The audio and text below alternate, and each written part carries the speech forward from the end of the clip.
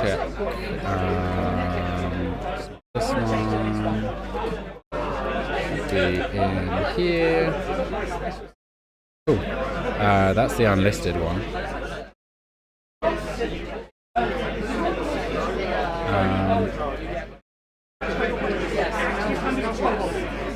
There we go. So,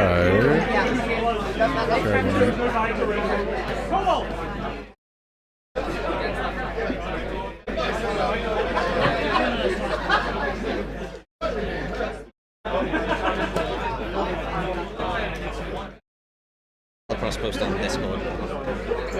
Oh yes, if you could. Then that can go away. This is ready.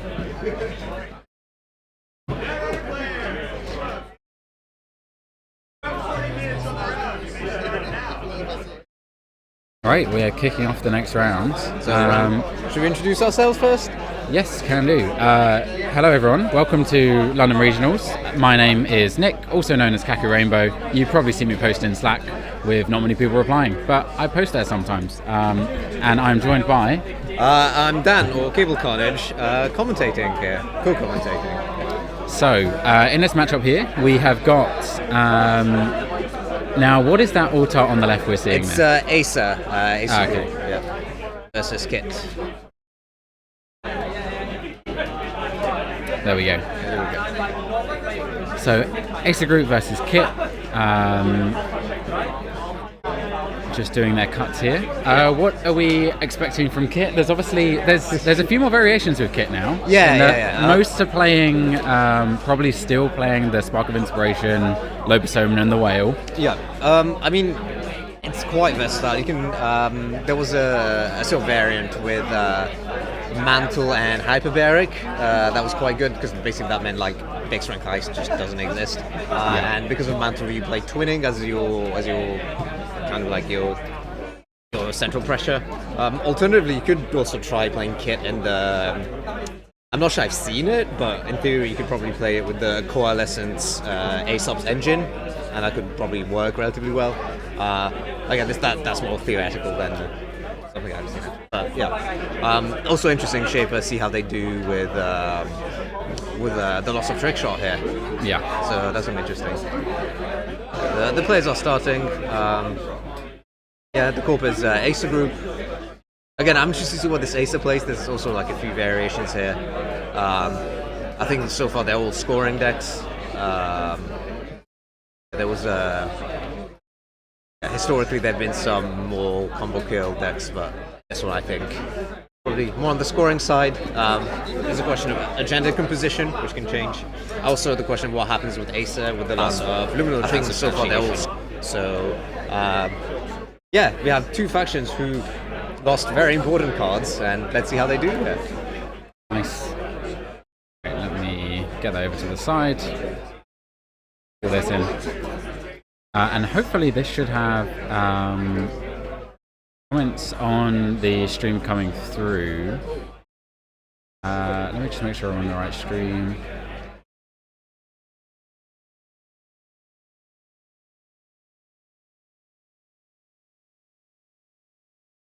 It looks like it should be it. Let me just leave a test comment just to make sure. Let me joke in here and see this.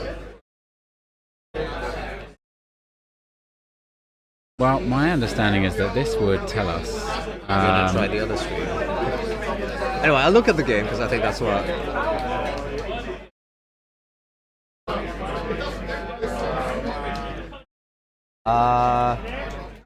Okay. Start game.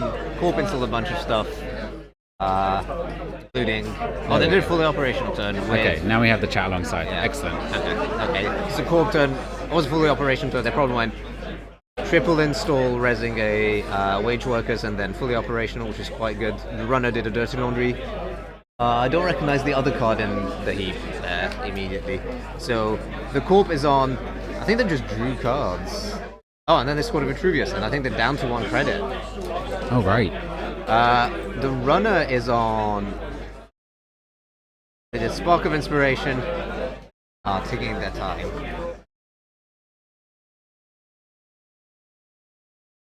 So sparking through. Now, what do we think is going on with those credits there?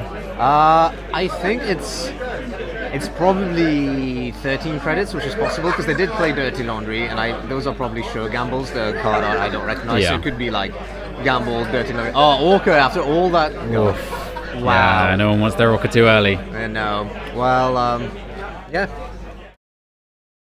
Orca. Okay, so that tells us it's a Spark of Inspiration deck. So Orca's actually your secondary breaker here. It costs 10 to install. You never, if it's stuck in hand, at least it's not stuck in hand. Like the runner's quite rich here, so and it's very difficult. There's a lot of discussion about the distribution of how many Lobosomen, how many Orcas, because you can play 2 Lobosomen so that you increase the chance to get to that. But then it means if you hit 1 Lobosomen, you might spark into a second Lobosomen. That's fine. And it doesn't feel quite as good as having an Orca down. Look, it's not. Well, it depends on what you're optimizing for. Are you optimizing for efficiency of your deck, or are you optimizing for finding the relevant breaker more than possible? I guess when you're in kit, if you've got Lobosomen down, that means you can usually get into any 2-eye server. But yeah, I'm speaking of it. Maybe I should be playing 3 Lobosomen, and then our chances are very high. But yeah, trade off. Yeah, I think. I mean, Runner, I'd be very tempted to trash that Wage Workers. Like the Corp has no money. Go to Vitruvius with a counter. Like that counter is very good. And we have there's a fully up in the bin there, so yeah. And now the thing is, like, as Corp, you've seen the weakness of Kit come up. Like Kit does not want that Orca on the table right now. So is this an opportunity to kind of get a little bit greedy and try and jam a bit sooner than you might normally? You have 1 credit as Corp. I don't think you can jam. That's like you can put true. a Rashida and click for a credit. Something. Then you ice everything. And I think. With 1 credit, is it? If the last click is to take a credit, then no, I take a credit. I wonder if it's using the Vitruvius counter to get back the fully operational to just speed back up. Because here, like as runner, I'm like you just run and trash everything. Yeah, you're ahead on the race. So Dirty Laundry.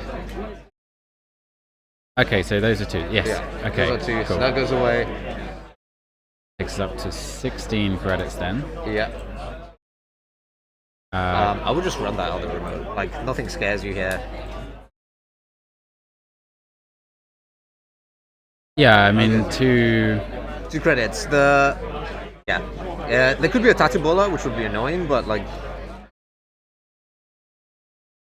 I think or an ablative barrier.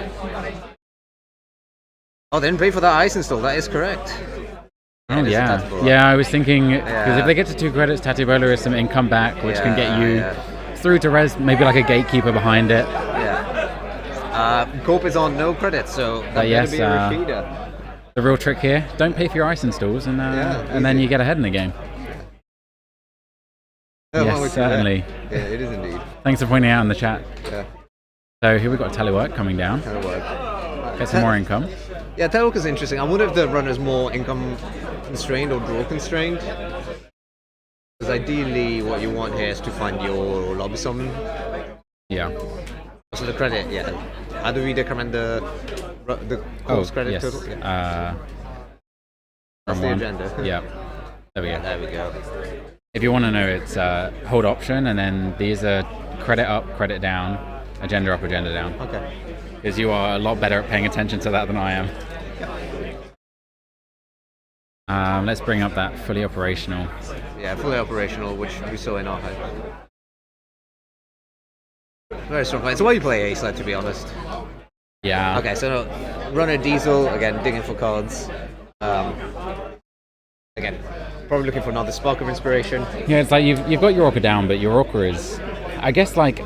There are some servers where if you see a drafter, that Orca is great. Honestly, like, it can stay down. But the thing is, like, you can probably poke servers because worst case scenario, like, if the corp is not rich, but they have more money, I think they play like a full operation. You know, like, oh yes. 6 credits. Because I mean, you got the Sentry Breaker, so if they're not going to trash your programs. No, it's going to be very difficult for them to do so. It's very difficult. Like, you can hit a Gatekeeper, which is bad, but not the worst. You could hit a MIC. Interesting point, Tammy Joe. I don't think as streamers, like, I don't think we should call a judge. Like, I don't think it's our role. Yeah, I think we're just observers in the distance. Yes. Because we also get the benefit of being able to make hindsight plays and say, well, actually, they should have done this because they should have thought about this. Yeah. And no. Also, right now the setup is such that they're behind us. Like, we could walk up there and do something, but we could be like in a completely different. Like, most room setups would be like in a different room altogether. So it's. There we see the golden girl comes up. It's Rashida. But the problem is, I mean, you got some credits now, and you can lock them out. So depending on what's been put in that server, hopefully it's just a Managam in there. But maybe it's not if we're thinking about how to decide on this turn. Yeah. Oh, okay, yep, going even wider. Makes sense. That could be an agenda in the remote for all we know. Okay, that's a show gamble. Yep, that's the altar show gamble. Drawing the card. I'm still really struggling to work out what these blue and red credits are. So the blues are 1s, the reds are 5s. Okay. So the runners are 11 credits. I'm not sure about the corp. The corp is not spelling out these credits, but I think that's an estimate here. We're pretty sure it's on 6 from the.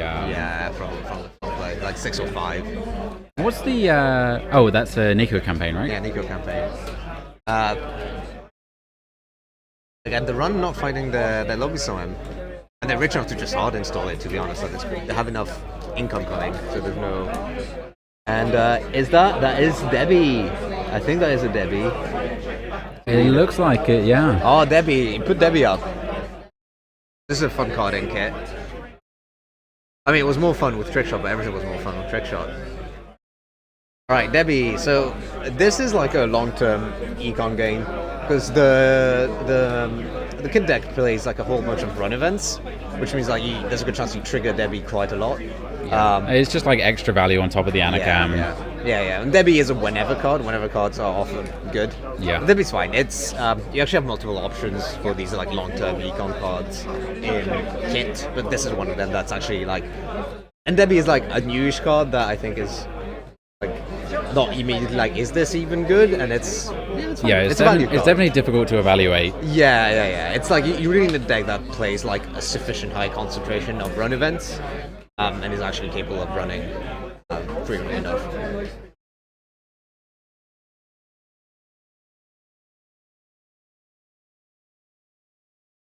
So, just taking on the credits. There was a Rashida that means we've gone down now to 7 on that side, and then up 3 on that one, so that could be a 5 and 3 from the Nico. Yeah. So is that 12? It looks like we've got a couple of stacks there. Good question. Yeah, not too easy to see. Maybe I should put a piece of paper there that tells people. Yeah. Spread your stacks out. Yeah. So we're going 2 remote double I servers. Yeah. Which is quite a lot of. Oh my god, this is a lot of installs and stuff going on.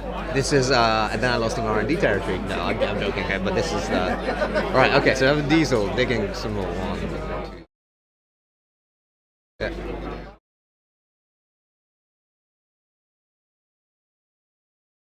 There's the spark. Now we get to find out. Are they going to hand over their deck and say, I'm just going to prove, or... Oh, there it is. No point, it's there at the top. I mean, it's still a huge discount. As much as it can feel a bit bad to do it off the top of your deck, No, you give less information to your opponent about what's in your deck. That's true also, yeah. Actually, this is the best outcome. It was at the top of your deck. And now with 6 credits, you've got a telework and you've got a Debbie going. Like, you're in a pretty good position. Yeah. And particularly with servers that are only 1 or 2 pieces of ice, and the Corp only having a finite number of credits. Yeah. Until they play a fully operational, of course, in which case they will be rolling in it. Yeah. Then you've got a pretty good way to poke into where you need to. Yeah. The issues right now, like, I wonder if you. I wonder what you do. Like, you really want to play a run event. Oh, just hard run.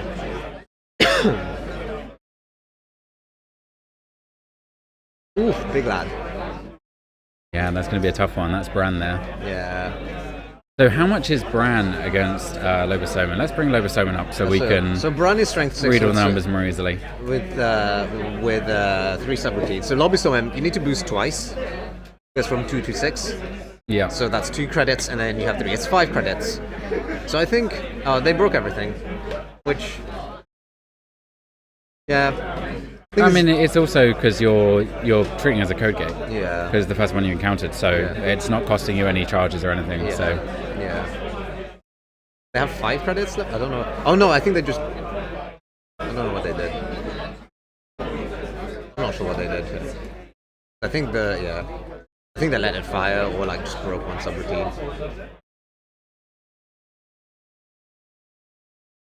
I mean, I guess when the corp has installed this much ice, you might start to think maybe there's probably not any more ice in hand that you'll be fine. Yeah.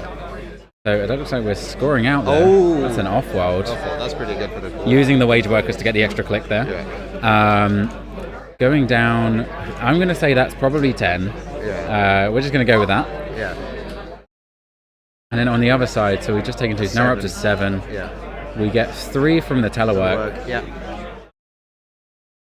And now, what's the priority for the kit player here? Are they thinking that wage workers needs to go? I think that you want to kill that wage worker because the thing is such an expensive card to trash, unfortunately. It is. Oh, burner's nice, eh? Having to decide, it is an online ablative barrier. It is, yeah. And you do have things that you would certainly be happy to install, like valuable things to install. Yeah. Having a little peek at archives, just maybe quick suggesting to the other player that it could be anything that relates to archives. Yeah. Yeah, one of the reasons is I'm not sure if this deck plays Seamless or Biotic Labor, but like Wage Workers allows you to like do extra clicks, so it's kind of very scary. Yeah. I mean, ideally, what you'd have here as runner is a pinhole, so you can selectively run the Tatabola. So are we going for a Rashida here? Yeah. That's going in the very protected brand server. Yeah. Well, yeah, it's a 6 credit trash. It's expensive, but it's still trashable. So it's 1 credit, and there's a counter on lobby summon that goes up. Then we're going to see 3 of these. Yes, so 1. Rashida, which you know there's a replacement on the table. 2. Spin Doctor. Ooh. Ooh, so you could put the Ikora on top, run it back, knowing I don't know how many clicks the kit player has left. They have 2 more clicks, so they can actually get in there and grab it.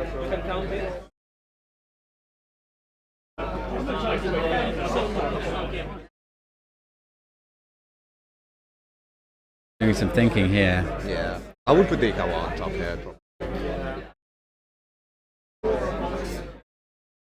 I mean, you know that they have a Rashida on the table, so they're going to take... Oh, we're burying it. We're burying the Ikwa. No, they're discussing. They're burying the Ikawa. Yeah. That's interesting. So it's the Spin Doctor goes back to hand. This stays in hand. See?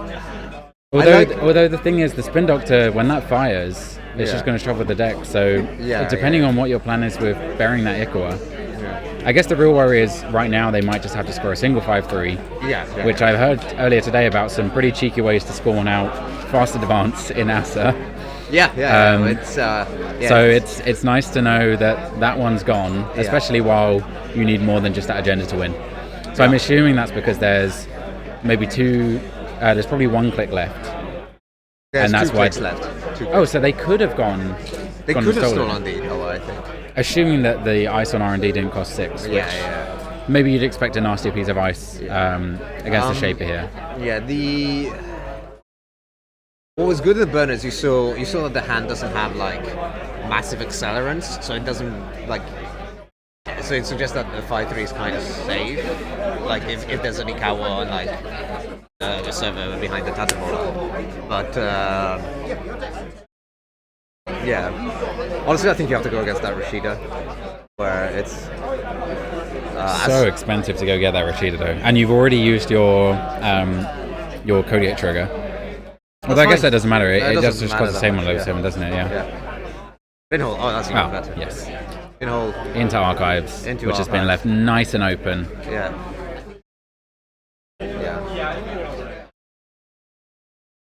Oh, for the wage workers. Okay. Interesting. I would have gone for the Rashida. Yeah. I think about the credit total as well. There's the Rashida. Yeah.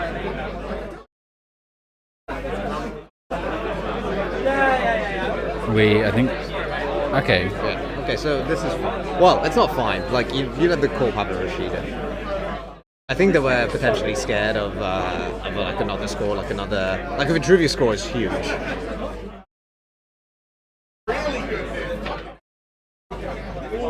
Yeah, Vitruvius with a counter at this point is pretty game over. Yeah. We've got a handful of cards. We've got some ice in there. Yeah. Not sure what else we've got. And a lot of the board has been cleared. So your fully operational is not looking so good now. Yeah. So think about it. I don't hate burying the Ikawa in the end here. Like if you think like you can't keep up with the Corp yet. But like otherwise, I think putting the other Rashida on top may have been better because then like you know what the Corp is drawing.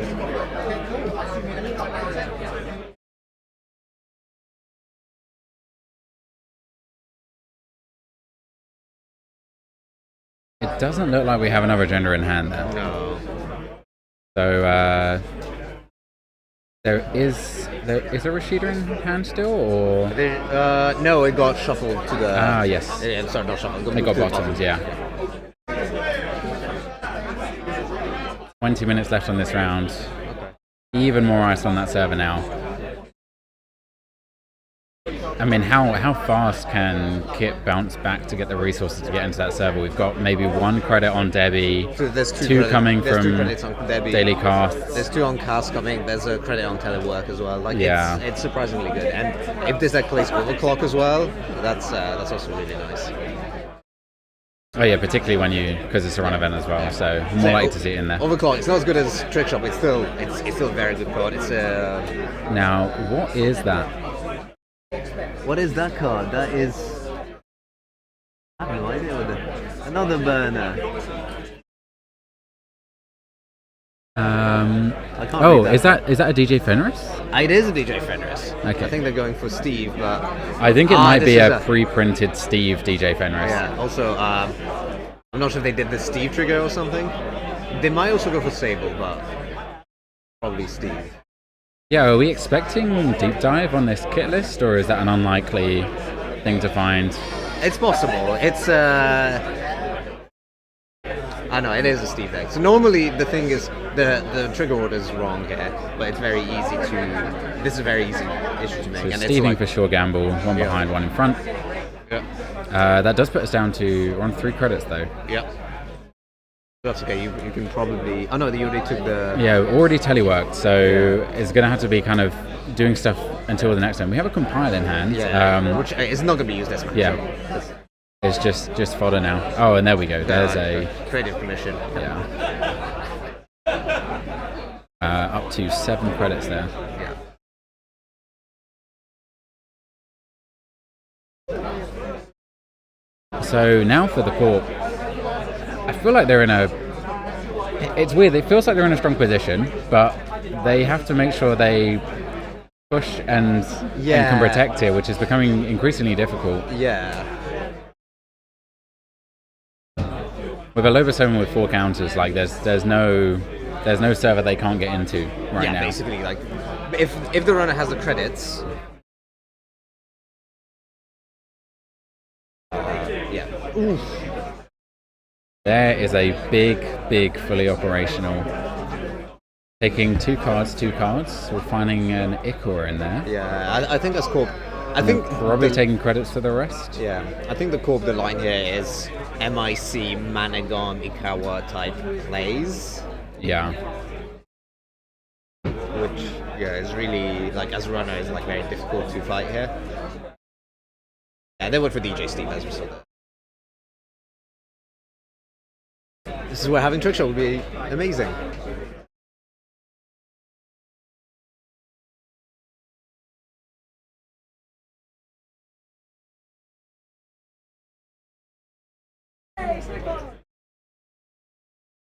Okay, so we've also got, is that another Vitruvius in there, I think?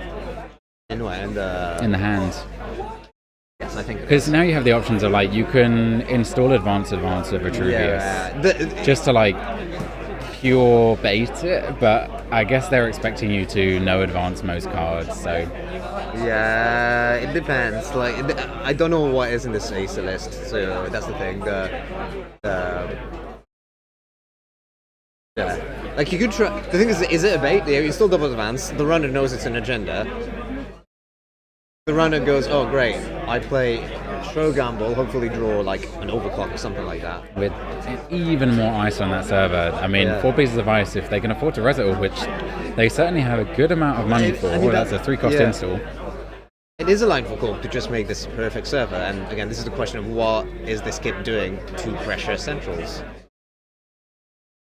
That's true. And I mean, it's at the point where if they don't keep pressuring centrals, they even if they do pressure centrals, if that happens to be the equal we know it to be for the runner, then they need to get in. Otherwise, it's over for them. Yeah. And I mean, 4 pieces of ice.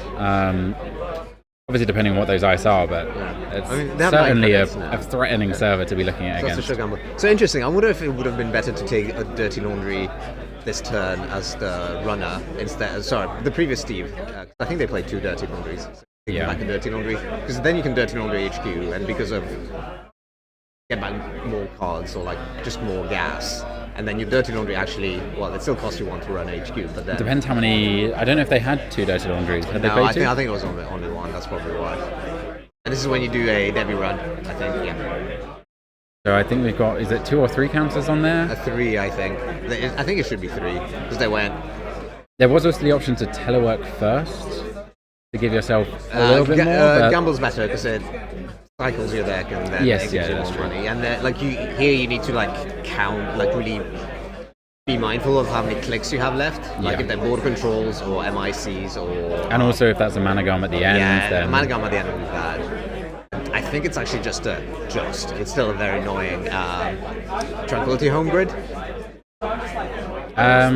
if it was a Tranquility Homegrid, I would have expected them to have resed it, unless they're trying to.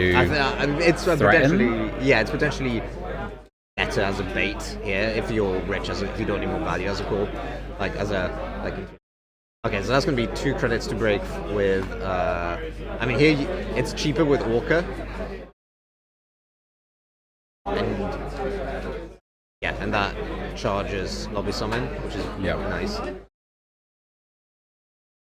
Like MIC, which is the card you just like. That's expensive. That's also 5 What ice is that? Oh, MIC. MIC. That's sorry, no, that's 4 credits with Lobby Summon.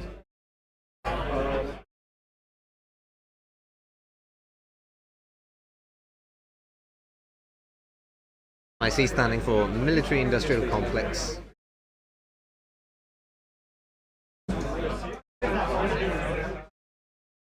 Five credits for the. Down to 4 credits. That means that if that is a managam at the end, it's going to be a challenge. Yeah. And this isn't a first click run, so This is a click 2 round, yeah. which means if that is managam and Iqua, then you're not getting it, and you are pretty broke for trying to get in next turn. Yeah. There is a gatekeeper as well, coming but at that 6 corp strength. is quite broke as well. Also, they still count credit. It's still a Debbie run, so that you can still use the Debbie credit here.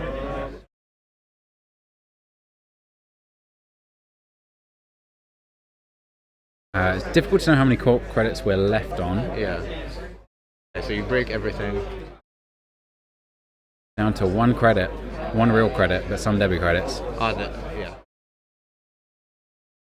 Okay, Oh, but breaking- They're breaking yeah. one subroutine. The reason for this is they're playing around Ikawa, basically. That.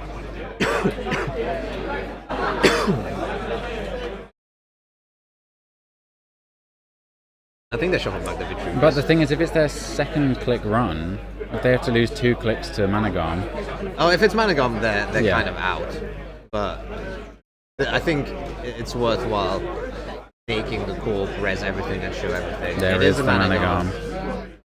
So we are down to something like 1 or 2 credits on the corp side The now. corp is very poor here. And like you can spend 2 clicks to see what it is. And that's your turn. Yeah. Which now you just have to work out how you can recoup the money and get back in. But at least the gatekeeper will be significantly cheaper next time. I think that remote is kind of unbreakable now. I think you... Which means you have to find 7 points all on centrals in the next turn. Why the next turn? I think you have a bit more time, depending on what the... I guess the corporation has to earn some credits back. Yeah, because the thing is you can just like, okay, this ends the run, and then you broke the other remote. And like you have bounce back, so that's the other line you have here. It's like, you know, the corp is going to draw an extra card and gain 3 credits. And like, they could score an Ikawa with seamless launchers, but I don't know the list. I don't know what's here.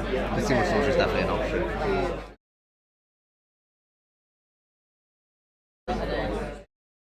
In that last credit.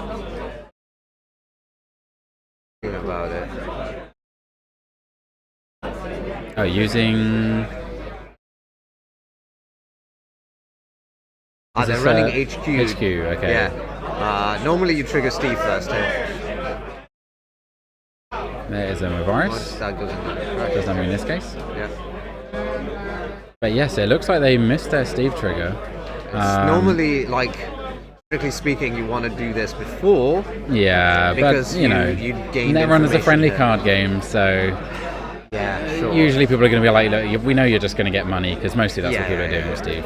If you suddenly turn around and take some very niche tech card based on what you saw, then it will be a little bit more suspicious. Yeah, this is ideally so both players 5 credits there. Ideally, both players would keep an eye on that. I think the corp is on like 3 credits now because they just triggered, or 4 credits. Sorry, because they triggered the. That is seamless. I think, yeah. That does look like a seamless launch. There's one seamless launch. Only one though. Yeah, that's not enough. And they don't have a Vitruvius counter. Otherwise, that would be game right here. Yeah. So now it's just a case of how do you defend around and keep the money up? You could probably just click on credits, because getting in that remote is 2 plus 4 plus 5 plus 1 basically. So it's 12 credits to get in the remote, and they have to run click 1. Sorry, it's 14 credits to steal the Ikawa, and you need to spend, like, it's basically 4 clicks and 14 credits to steal the Ikawa. Or 19 credits and 2 clicks, so it's a very expensive run. Honestly, and as runner here, like, the correct line So is that 2 advancements, or is that 1 there? Just 1. As runner here, I think you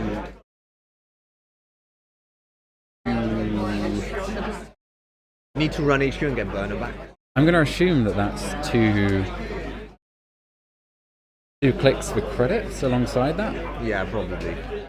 But yeah, I guess advancing it just once is a risk of. Yeah. I say like you might lose the seamless now. Yeah. But is this kit likely? I guess if you're playing kit, are you likely to playing 2 burners or just 1? They play 2 burners. Okay. So that you can get that Steve value. Yeah. Burner's very good. I've seen 2 burners. Like burner or burner. Yeah. This is the line. But even then, it's still just a game of odds. Yeah. Can you hit the important, crucial tech piece, and also is it enough anyway to help you? That's the card you would like to hit with your burner. Yes. Yes. That is the card I would love to hit with my burner. Which you actually need to bottom. So taking from the telework, going up 3, then spending 1 for the burner, going on to Debbie Downtown, and now making that run. I guess it would have been really nice if we hit a trashable on the first run on HQ to really narrow down the odds and make it better. But even then, it feels like we're just on odds to be able to sit down at the table for a little bit longer. But with no way to really threaten that Ikawa.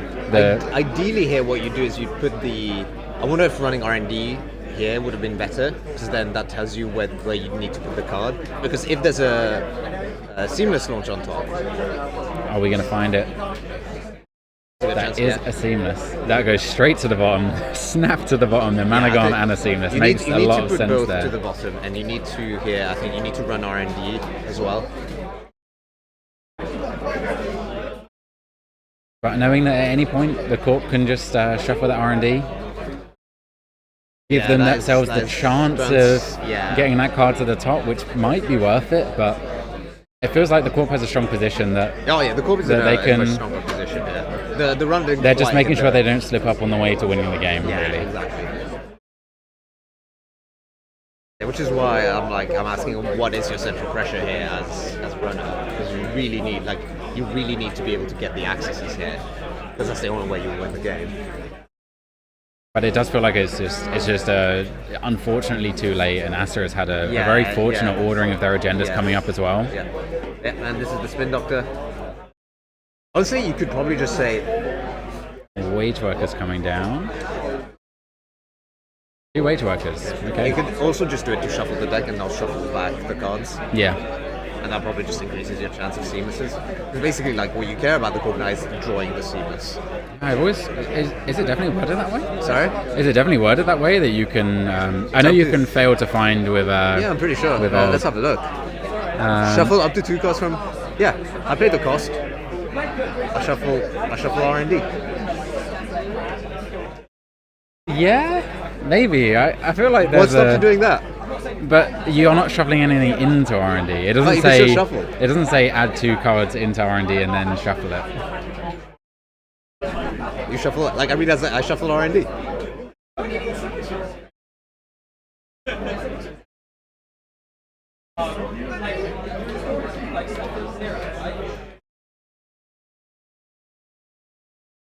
So, Corp is now thinking. I mean, they're just working out how to close the game safely. There's a couple of options here. Like they could also, they've got another Ichor there. They could just put, if they can get. I don't mean they've got a Wage Workers with it, but advance. Yeah, I think advancing out. Advanced Honestly, credit. So onto our 2 advancements. Yeah. Probably up to 6 credits, I believe now. Yeah. And over on the runner side, we're actually up to 9 credits. I mean, this is when you YOLO it as runner and rip 7 points in 3 runs. It's literally they're only out here. Yeah. Otherwise, I guess a pinhole could help them a lot. Like the pinhole credit goes straight onto Debbie, so it's kind of free. Then you just need a sure gamble or something like that to give you enough credits to get into that server. But I still don't know if it would be enough, because you also need a click at the end. You're only really saving a click on the mana gom, and you have to trash the mana gom for the 3 credits. So I do wonder if the key turning point this game was when the Corp was quite low on credits and couldn't really rest. Well, no, the key turning point is the Corp not paying for the ISIS. But anyway, there's another one where the Corp was low on credits, and runner, as runner, you could have just trashed the entire board, and then you just slow down the fully operational value, and that just really slows down Acer. But then, again, it's a trade-off. The runner the econ wasn't super stable then.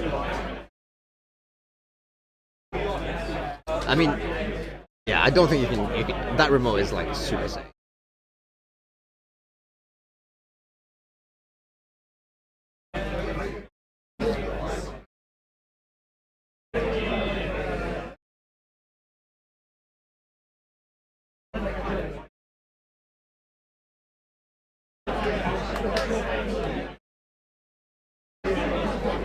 It's a difficult position for the runner. I guess they must surely know at this point that is an Ichor. Oh, it's most probably. If it was a Vitruvius, they'd just advance it 3 times and have a counter on it. So they just need to see if there's, from whatever they have in their hand, if there's any way they can get into that server. I mean, you have to remember there are subroutines you can just let fire. Like Drafter, you don't have to break all of it. Although, does Orca break in pairs, I think? Yeah, Orca breaks everything, I think. Let's put Orca up. The Gatekeeper is cheaper. The Gatekeeper, you only need to break 1 subroutine. Break any number of sentry subroutines. Any number, yeah. Orca breaks sentries very well. So it's 2 on the Drafter, then the MIC is... You need to break everything on MIC, which is 4 credits. And also know that they can just end the run. Yeah. So they can... Wait, in fact, if you can't afford to trash the mana gone, yeah, doesn't that just mean that when you get towards the server, they just get rid of MIC and you lose? Yeah, basically. Okay. No, because like they go. No, you're fine. Like you need to spend 14 credits, but it's basically 14 credits that includes the MIC pop, because it's basically you say like I will spend the click. No, sorry, no, that's wrong. This is Because you need 2 clicks for 1 click for stealing, 1 click for MIC. yeah, no, sorry, you need five. You need So you 3 have clicks to and, you have to pay for mana gold. Yeah, Yeah. This is the remote is just super sick. Yeah. Like you need to like this is the. You just good need remote. an infinite amount of credits, and unfortunately, this game doesn't offer such an opportunity. I've only had a little green orb, which probably shouldn't be in the game. I mean, yeah, you have to run centrals. I mean, we do know there is an Icar in there, but it's only 3 points, which is not the 7 that you need at this moment. Yeah. Also, you probably want to Steve first, but whatever. We discussed that already. That is a biotic. Yeah. Which again, the game could have been over a turn earlier. Yeah. If there was just a little bit more credits on the corp side. Yeah, this is the thing. The core credits were extremely tight here, so I think like maybe the pinhole should have targeted the. It's tight, like targeting the Rashida. But yeah, I think like, it's. This is why it's hard to play against Ace, like because like you there's a if they rush away like they did here now, then it's like yeah, have 4 points, and suddenly they have seamlesses and like. And it's also the bounce back that they have with fully operational is like even if you really tactically manage to get them down to such a few amount of credits, they just go, well, I have 10 now, so have fun with that. We're running centrals and that's game. Yeah, shaking on game. Yeah, the other thing is there's a question about the Steve here, like if it was worthwhile holding back. So on there this. it is. There's the Equa to finish the game. Yeah, I wonder if it was worthwhile for the round to maybe not play Steve and playing around ablative barrier and just go because you're making quite a lot of value. Like Yeah, I guess with although with Sable it's you're not earning positive. No, but I mean you don't even play DJ. Like you just wait. Yeah, just don't play the card. Because playing DJ is like the equivalent of like clicking for credits may have been better for you there, and then you still have a pinhole in hand. Like because then what you can do is the Rashida wouldn't return, and if you had the pinhole in hand, you can just go like, cool, I'm just going to pinhole the Wage Workers. There's no. Yeah. Like, you pinhole Wage Workers, or which ice was Wage Workers? I think it was just along the ice. That's fine. Yeah. Cool. Well, that is the first game of the stream because we have internet now, which is very nice. Thank you all for watching. We are just going to switch over to stream on break. Yep. And I'll disable the audio so you guys can go get a drink. I assume we've got about 2 minutes left on the round, so we're probably back in about 5 minutes for the next game, and we'll see you then. Yeah. What? I might. Well, not 2:30 p.m. I might. This might be my last game. I might say goodbye to people. Cool.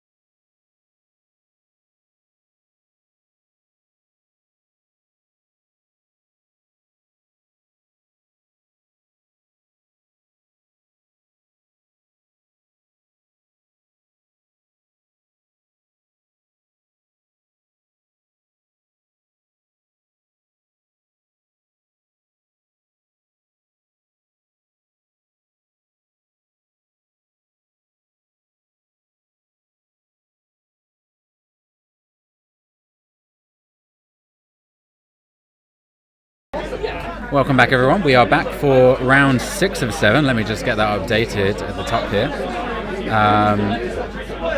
And we are watching a game. Let me just reset these point values too. We are watching a game of Netrunner. But I don't know who against who. Is that Ob versus Zaya is what we've got here. Yeah, so King Solomon on Zaya. Because it is a pretty niche identity, let's just bring up Zaya because people aren't playing it that often. And I believe this is the Tag Me Zaya, so we're expecting to see lots of tags and then a clan surveillance to try and close it out. Is that the right card? That's not the counter ban. surveillance, yeah. Counter surveillance, that's the one. But it's not going to be very useful against Ob because all you need to do is put a border control on R&D. That's true. You have to pay up front for counter surveillance, so Yes, you have to pay the 11 very credits, and then the corp can end the run with border control. So we'll have to see King Solomon come up with some kind of backup plan in this deck.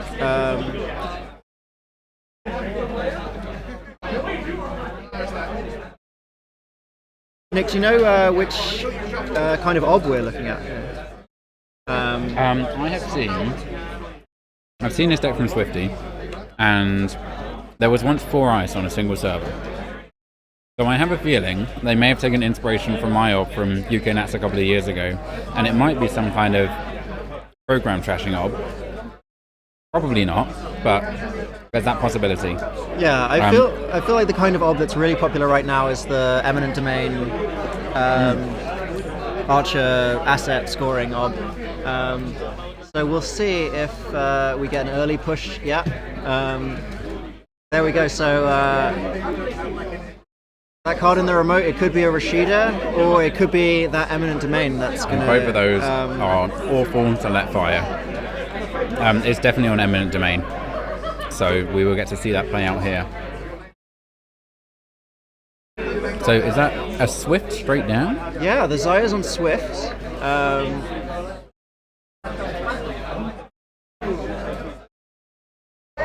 And we see Elite coming along as well. And then there's the Joyride, straight into it. Joyride Zaya.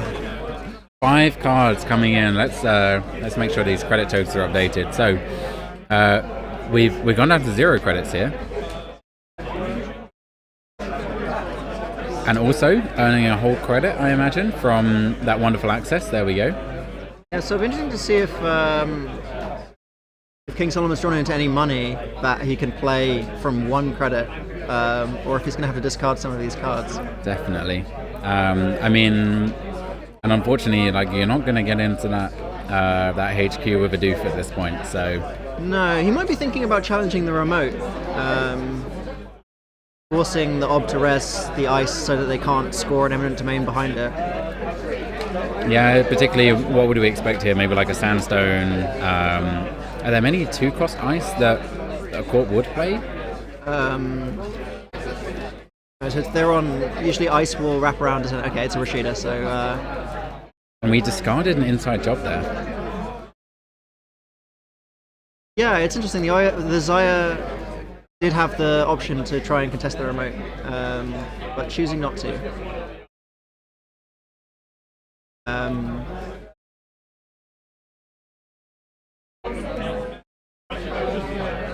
So is that a first click take a credit by the looks of it?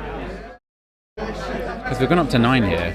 5 to start, 3 from the Rashida, and then gained 1. So yeah, I think it was Ice R&D install take a credit. Yeah.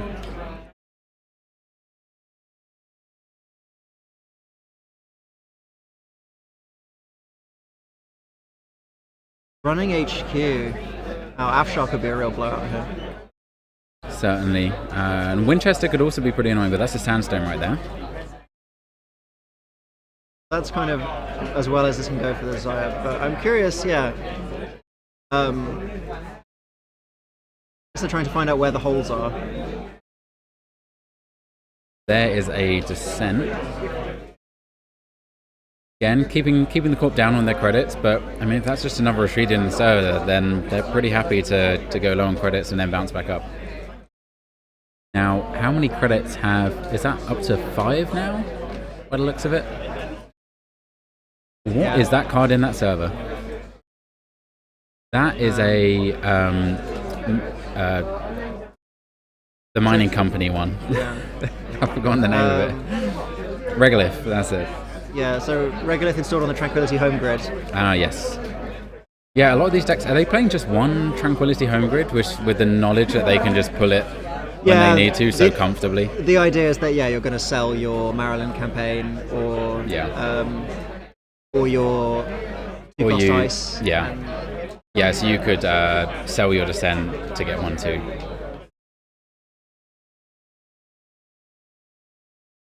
And here we have, that is a Squirtle Amakua, an excellent alt art. Not a huge fan of alt art, but that one I was charmed by. No, I'm a hardcore alt art hater. I'm just thinking of all of the underprivileged children at home who are now completely lost and no longer understand what's going on the board state because. So we've gone down. This is one credit here. What is that card we've just played? That's a class act, right? Yeah. So we're doing the filter draw of 5 to get through. It's a little hard to see the number of credits on the runner side here as they clash against the playmat.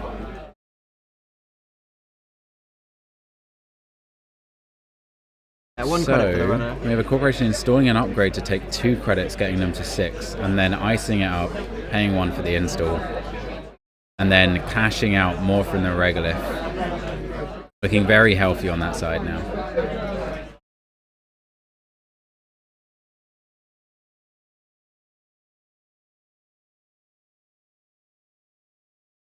Now, is that an upgrade on R&D there? I'm assuming that's meant to be an upgrade, right, as opposed to a poorly shuffled deck. It's very difficult to figure out in the chaos. Now, what is this alt art? This looks like a doof. That's a Bravado. Okay. Do you see the problem? Yeah. I am also not a huge fan of alt art, so you don't have to preach to me.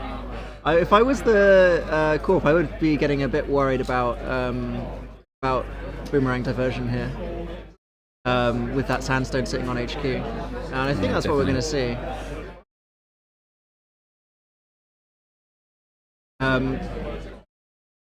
But it's not necessarily that bad for the Corp.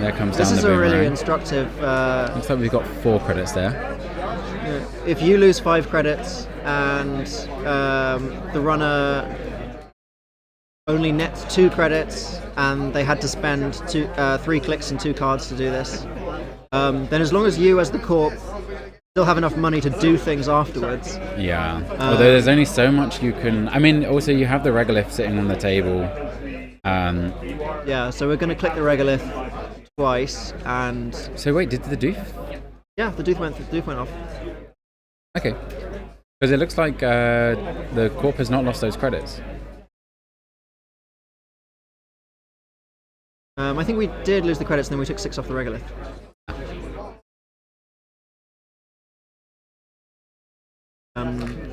We're either going to get an Ice Wall or Ice Wall protecting archives. I mean, against a run-based deck, giving them... Because also this lets you purge in a way that you can lock out against the Amakua and the Leech. And Ice Wall is such a like non-cost to do that. I mean, it's definitely not a great position to have 2 ice there that each have only 1 strength, because that means if the runner can ever cheat into one of those servers, then they're now able to get into either of those servers a bunch and into other servers eventually. So it's a lot nicer when you've got 2 strength ice just to deny that leech. That leech being like a single breakthrough can get you in. But the Corp has sailed up in credits. We're up to 16 now. Oh, okay, the Hot Pursuit. So let's bring that. I would be a little bit scared of a virus here. Yeah, there we go, there it is. So with the Purge, you will get to tutor Wraparound or Hollow Man. Tucana. With the possibility for there being an agenda in the remote, this game could start to slip away from the Zaya player quite quickly.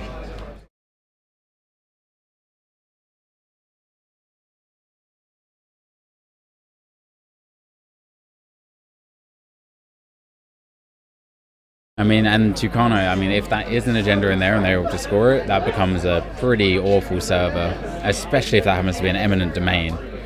Then that's a very nasty position to be in. We're going for Bravado on the remote, but with the Regolith having been emptied, we're not really putting any pressure on the court not to... There's an Enigma. Which, I guess, you're just forcing them to do something, and making you lose a click is a very nice reward for them. Oh, there's the eminent domain. That is going to be pretty nasty. So we're going to get one ice for free. There comes the Archer. And then a second also ice, Tucana triggering. Paying 3 less.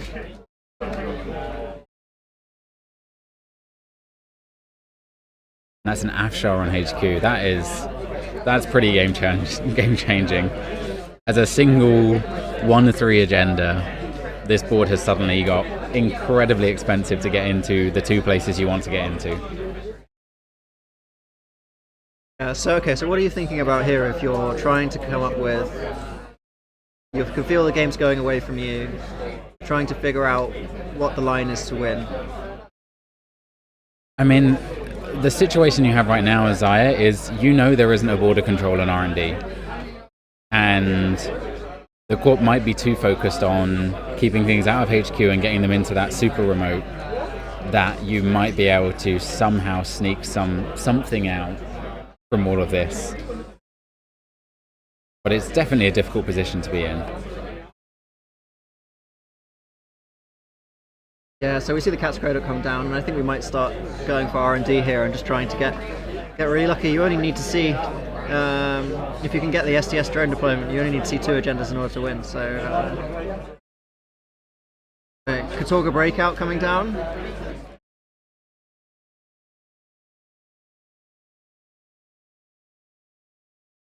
This deck really does play some very interesting, spicy, unusual cards. I think you're trying to hit a certain density of run events for the Swift. Yeah.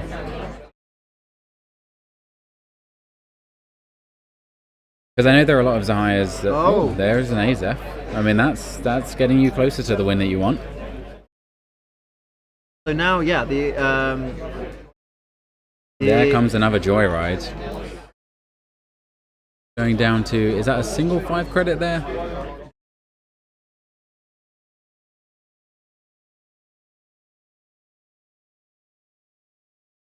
Because now, what's the solution? Are we just digging for something magical? Is that the hope here? I think we're digging for our Kurapira to try and keep that pressure going. Oh, there's another agenda. Wow, is that an eminent domain there? Yeah. Looks so right. Now there are. Oh, so wait, that's 5 points. Yeah. So 2 Azef Protocol. Was this all this turn? Was this 3 agendas all this turn? No. So one agenda was sold on turn 1. Oh, okay. And then we had 2 accesses this turn into. Oh my goodness! And that's a game of Netrunner, folks. Credit to King Solomon, who figured out that the game was going south very fast, found the corpse weak point, found the small chance of winning, and played aggressively towards it. But that can't feel good if you're Swifty. I mean, he did leave his deck in a pretty vulnerable state with a single piece of ice protecting it. He could have made the choice to, instead of getting Afshar, putting something on R&D instead. By the looks of it, there was an SDS in hand. But yeah, maybe you took too much of a gamble. But you have to take those risks in Netrunner. At the end of the day, it is somewhat a game of percentages. And if you see enough cards, you will eventually win. And sometimes it only takes 4 cards, and sometimes it takes 20 cards. Well, there we have it for round 6. Again, another pretty quick game. We will take a break now, and we'll see you guys back for round 7, where at this point King Solomon has gone 6-0, I believe, because he came over and said, "I want to play on stream because I'm doing really well and it feels great." And so he was on 5-0. Now he should be on 6-0. So can he do that undefeated all the way through to get to comfortably into the cut? I mean, at this point, it's a guarantee, right? What are we going to feature next round? Somebody on the bubble, I suppose. That's a lot of pressure for. I've never played on stream, and I get the feeling that it's quite intense, knowing that there is someone high above you watching down. So yeah, I'm not sure. We'll have to see. We'll try and mix it up though. Try and get some more decks in here, more different types of decks. It would be nice to see. I'd quite like to see an Asmari game, particularly because that's a deck that I have played a lot of. You've also played a lot of and seen a lot of. So we can, I feel like it's a really interesting one to get 2 other perspectives of the game on. The only downside is that the games are very fast. So, yeah, that's true. Well, more breaks for everyone. Yeah, maybe we'll feature a Glacier deck next round. We'll see. I have a feeling there is probably about 20 minutes still on the round. So, with that in mind, we'll probably be back in about 20 minutes' time. So we will see you guys then if you are on, and look forward to the next round.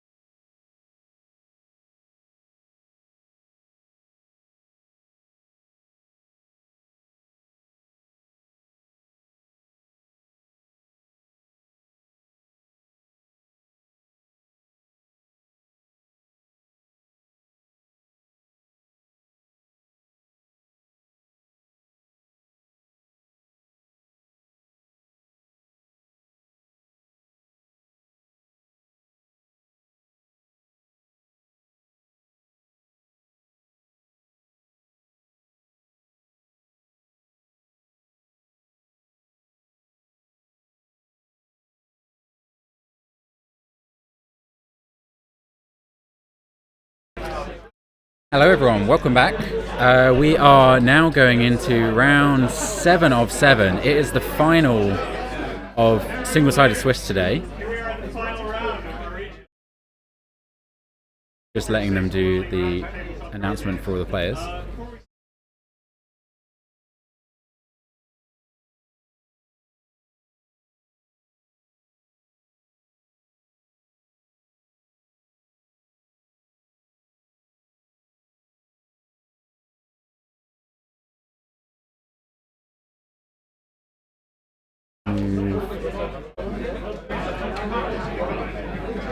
Where's this all? That's why I was on the wrong view. There we go. Cool. We are in round 7 of 7. Okay. And we have Sable. That's a criminal. What's that doing in a Netrunner tournament? We have Sable here up against Ob. And we've got 2 players who are both currently on 4-2. So that's 4 wins and 2 losses. So it seems like the winner of this is through to the cup, and the loser of this is not through to the cup. High stakes. Yeah, that's what people seem to be thinking. If it's a tie, I have no idea. I'm not a Swiss calculation expert. I would love to be, but that's not what I currently am. So that will have to be for another time. The outcome of 2 men's Saturdays rests on this one game of Netrunner.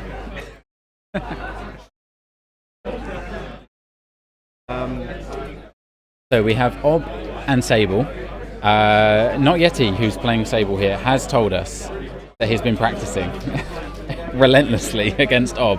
So we'll see how it goes. But I know that Meteor is a big Ob fan and loves cards like Eminent Domain. So we might see.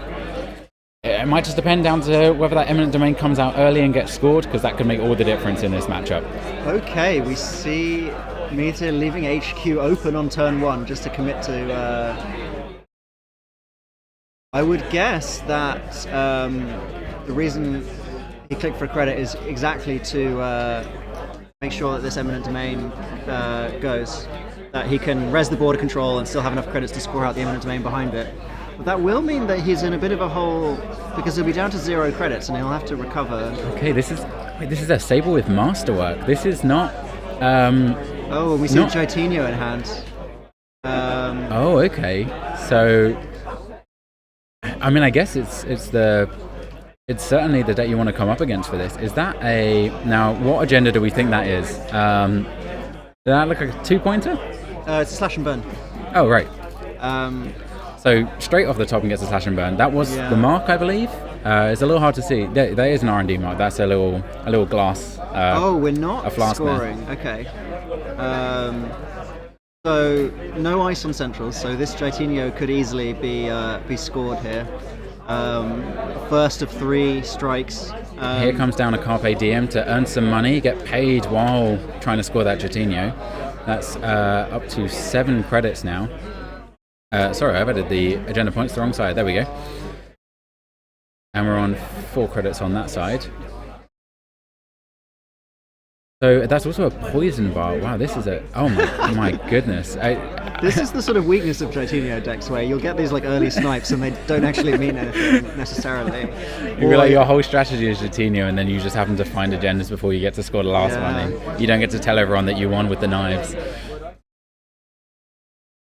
So, I mean, yeah, while those centrals are open, I mean, often my approach obviously depends on the ob deck. I don't quite know how this one is structured, but whenever I come up against a criminal, particularly Sable, I instantly go, how can I put 3 pieces of ice down in front of each of these centrals, just to really incapacitate the ability of the corp to earn, the runner to earn any kind of credits at all. Yeah, I think, it's scoring off of a Malapert. Oh wow! So we're going to we Eminent are going Domain. Down to 0.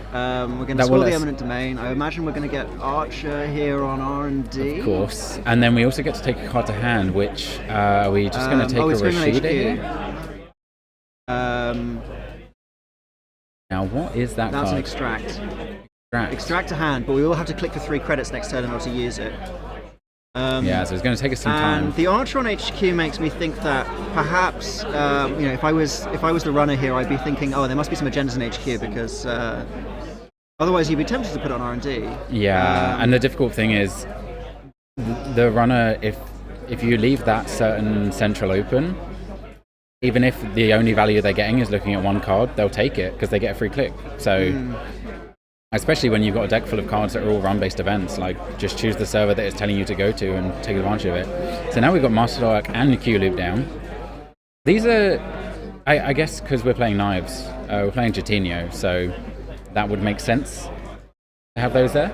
Yeah, so you have this nice engine where you can install your you have this big critical mass of hardware with the Jatinho, and you can spend your Chesney credits to pay for the Q loop. Everything like hums very nicely. Yeah. And we are going to see And a mining accident. Mining Wow. accident with the Jatinho. That's fascinating. It's good. It makes sense. It makes a lot of sense. It's much better than a Chesver. I imagine that's a sort of bit of a concession Double to, mining accident. to asset decks. Oh my goodness. So that's 2 permanent bad pub. That's huge value. And I guess it does make a lot of sense in a criminal deck because you can play cards like Doof to get their credits down and make sure that you're definitely getting the result you want from it. Putting a Rashida, putting a face down card in the remote that may So or there may we not get be an a Rashida. Archives. 2 minutes. Which we still have a Malapert and then an unknown card on top of it. And there's a face down in Archives.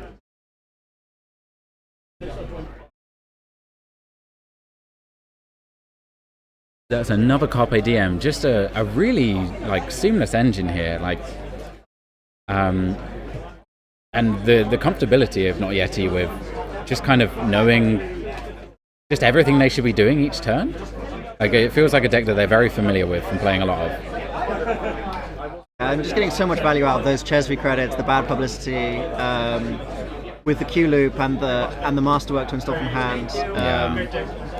The question is whether the end state of Not Yeti's board that's going to eventually assemble itself is going to be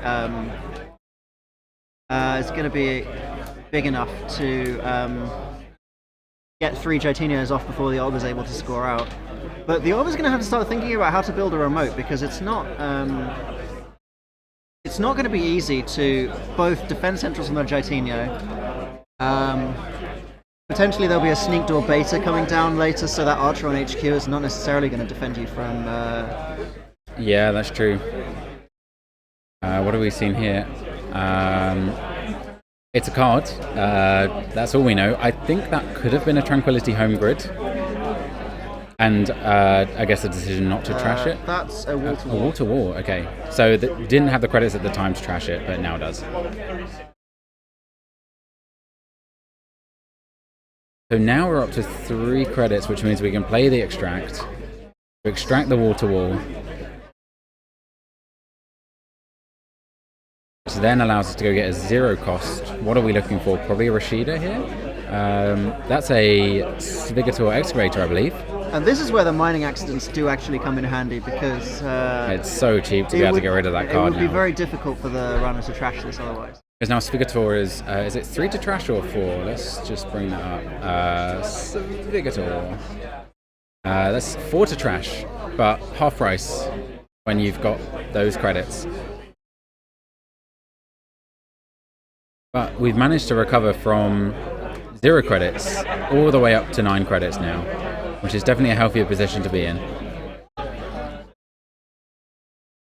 But still not much iced in front of these centrals. I wonder if maybe there is more ice in the deck, it's just not come up. Oh, we're going for a diversion. So we're going to boomerang. Oof. We're going to use the poison vial to break the other 2 Archer subroutines. Yeah. And yeah, this is going to be backbreaking actually. The Ob deck, if Neother doesn't have another extract, it's going to be very difficult for the Ob deck to have enough money to score out the rest of its agendas. You think about there's potentially like 10 clicks and 10 credits worth of scoring. have left to do. You're going to need a lot of money to do that, and that's not even counting any of the ice that you'll need to rest. What's happened here? There we go. Fix that.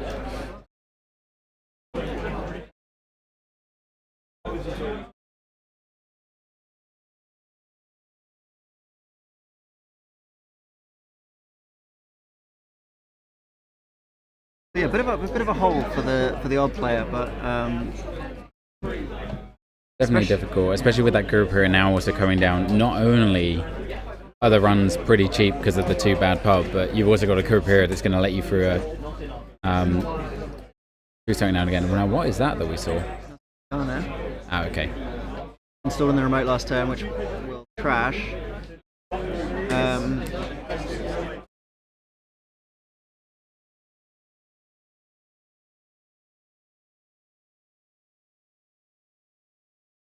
And that was on a Bravado run as well, so we got a lot of credits from that. To 7 by the looks of it. The Svigator's come down as well, like we said. It only costs you 2, which is... Svigator costing 4 to trash is very annoying and makes you not want to trash it. But when it costs 2, it's pretty easy to decide that that's worth doing. Especially when the Corp was going to gain 3 credits from it and have the ability to choose whatever they wanted.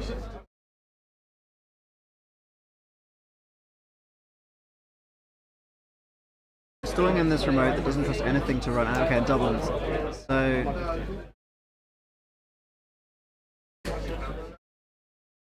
this is one strength that the Facet Ob deck has, which is to... And the ice there in front of that remote, is that a border control? Yes, it's border control with with an advancement counter from the wall to wall on it. So, right, yes. So it's 2 credits to run through, which is the amount of bad pubs. So it's free to check. And I imagine, we'll see. Oh, trying to sneak it in on the table. Yeah. I mean, I feel like that. There we go. That's it. It's just absolutely flooded. Yeah. I mean, what do you think would happen there if you score one of those agendas out? Then the runner surely has to check the other one because they have to go. All right, that was cheeky, but I can't let them be too cheeky and score 2. Well, you would know that it's not a Sviatical or a Marilyn or a Powers That Be, so you would be getting a bit suspicious. That's true, yeah. But yeah, I think it looks like a very difficult draw for Ob there with not enough ice and a lot more agendas than you'd like early on, and with the pressure of the speed at which the Sable deck was playing, makes it very difficult indeed. Yeah, it's difficult because I think what we saw is the economy of the Gaitinho deck just being stronger than we're used to in the past, where if you build your Gaitinho deck to only be able to make these 3 central runs, then it's very hard for you to check remotes. Whereas there, after he was forced to put the Archer on HQ, I mean, they didn't really have anything for the remote, and it was just going to be a long time before, even if not yet, it didn't do anything. It would take a long time for the object to score out. I've seen so little of Gaitinho that I don't know. I'm certainly never seen it actually win a game through its text. I wonder. You still haven't. Yeah, I wonder if anyone has actually won with Gaitinho's day. I will go over and check in a bit to see if not yet he has actually had a Gaitinho win. But what's the Gaitinho really there for? Is it there to deal with like NEH decks and things like that, and maybe like Asmari decks where they're mostly just trying to build up a big remote, but then finding all 3 Gaitinhos is a challenge. Yeah, so I think what we saw there is once you got the engine going, it does come together. I think the Gaitinhos are there so that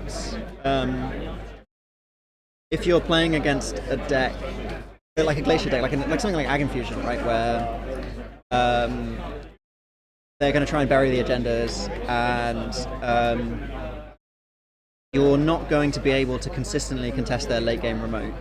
You have something that can finish the game that isn't dependent on finding the central access that you need. Or there are a lot of decks that have a lot of traps in at the moment. Punitive decks, like you said, mentioning NEH decks that have the hold and so on. They don't play a lot of ice. And in particular don't want to ice their centrals a lot. Yeah. And so that's when this deck can put down the security testing and start to threaten you with Gaitinho.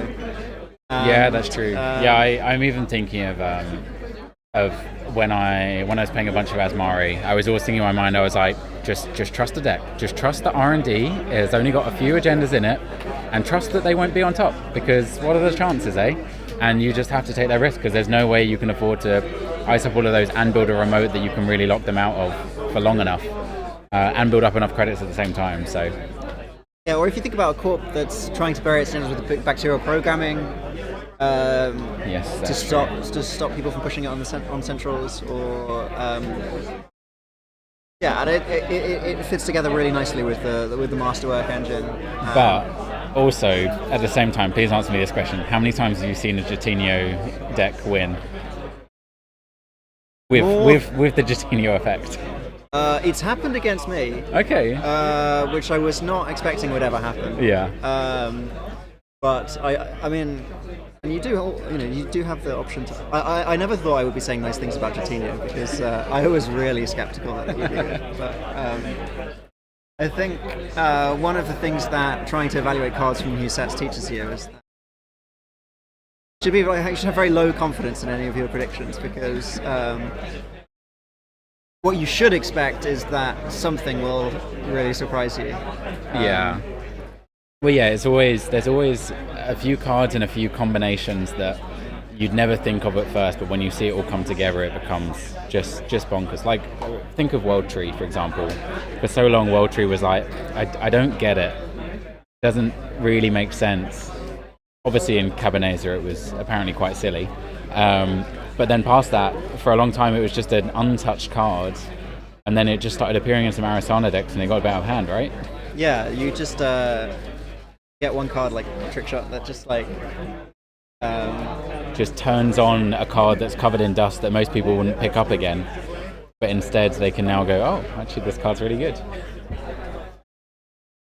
Anyway, okay, so that's the Swiss rounds. Yeah. So that should be Not Yeti through to the cut. Meteor probably not made it this time, although I have no idea how Swiss counting works, so we will find out. But there's still lots more Netrunner going on, still lots more games to finish. And I believe we haven't had a time call yet. So there might be 20 more minutes on the round, so we will take another break. Yeah, so we'll take a break now, and we'll have some downtime for prizing before the cut, Yes. I would imagine. So, yes, definitely. So I would imagine we're not going to be back for another 45 minutes or more. Yes. Yeah, that's true. So I'll keep the stream running, because there's no harm in doing so. And we will catch you guys later after the break. See ya.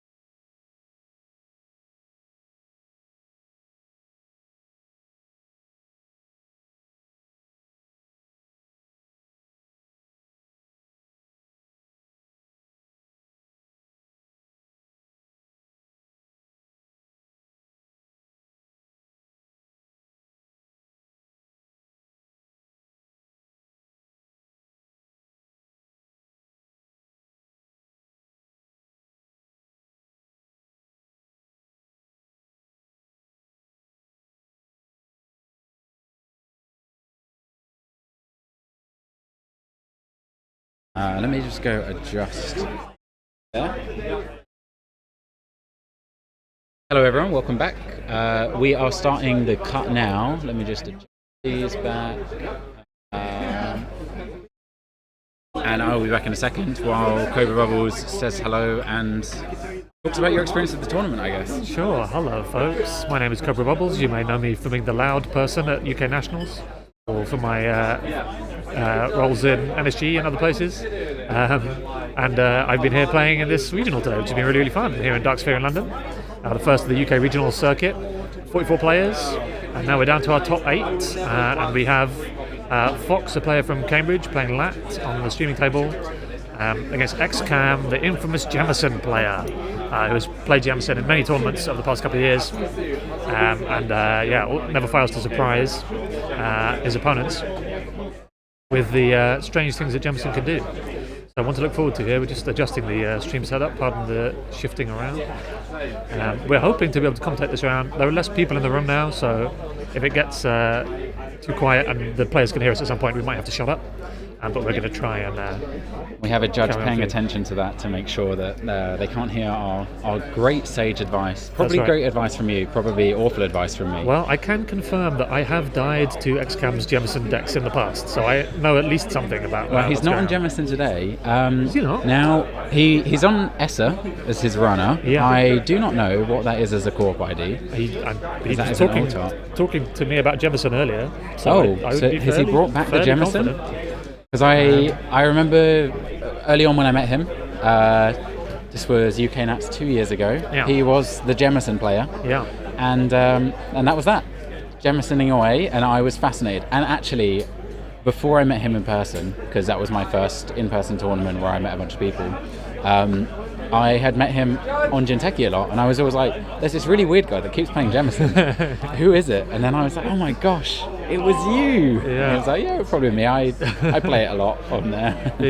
I met him at a tournament in Reading. Gosh, quite a while ago now, 2022, I want to say. Let's bring up Jamison Might be because 2021. That's a the good card idea. people might not know much. Yeah, I died to XCAM in like round 2 of that tournament, and then I played against somebody else who'd picked up his same deck and died to it again in a completely different way later in the tournament. So I was quite impressed, but I've not played a ton of it. I know some of the tricks, but I might not remember all of them. We'll see what we can do. So we think that is Jamison. Let me actually, I should be able to bring up somewhere. Where am I going to? What's the Tournament.nullsignal.games. Tournaments, plural, I think. Yeah. Let's have a look and pull up. We are playing the London District Regionals. That's right. Graphs. Yeah, I haven't looked at this distribution yet. That's a pretty even distribution. That's on the runner that's side, impressive. Yeah. And on the corp side, we've got a bit more. Quite a lot of Wayland. Yeah. There is one Jamison in the field. There is. Now, if I go over to pairings, show hide identities. There we go. It is Jamison. We can see it is in fact Jamison. So, not sure if there's a mulligan here. Okay, so I think that's players both dealing for the first time, and then we have got XCAM mulliganing. You found, hi, Nikki. Yeah, I forgot it was you that killed me. That's so funny. Was that? That wasn't when I met you. If that was when I met you, Nikki, that's crazy. Surely not. It can't be. We must have met at Nationals. Anyway. I did see a one of the weird cards from this deck in the hand that was mulliganed, which is now. It's called Quarantine something. It's Quarantine System or Quarantine Protocol or something. Is this the one where you forget an agenda to do some stuff with ice? Yeah, it's... Except that you don't play it for any of the text of what it does. You play it because it says forfeit agenda whenever you want. Yeah. Yeah. And that makes it an incredibly powerful card. I think it's Quarantine System. I want to say it's 1 to res, 3 to trash, but I might be talking out my arse. Yeah, let me... I will pull that up in a second. Let me just notify everyone on Slack about the fact that we are live.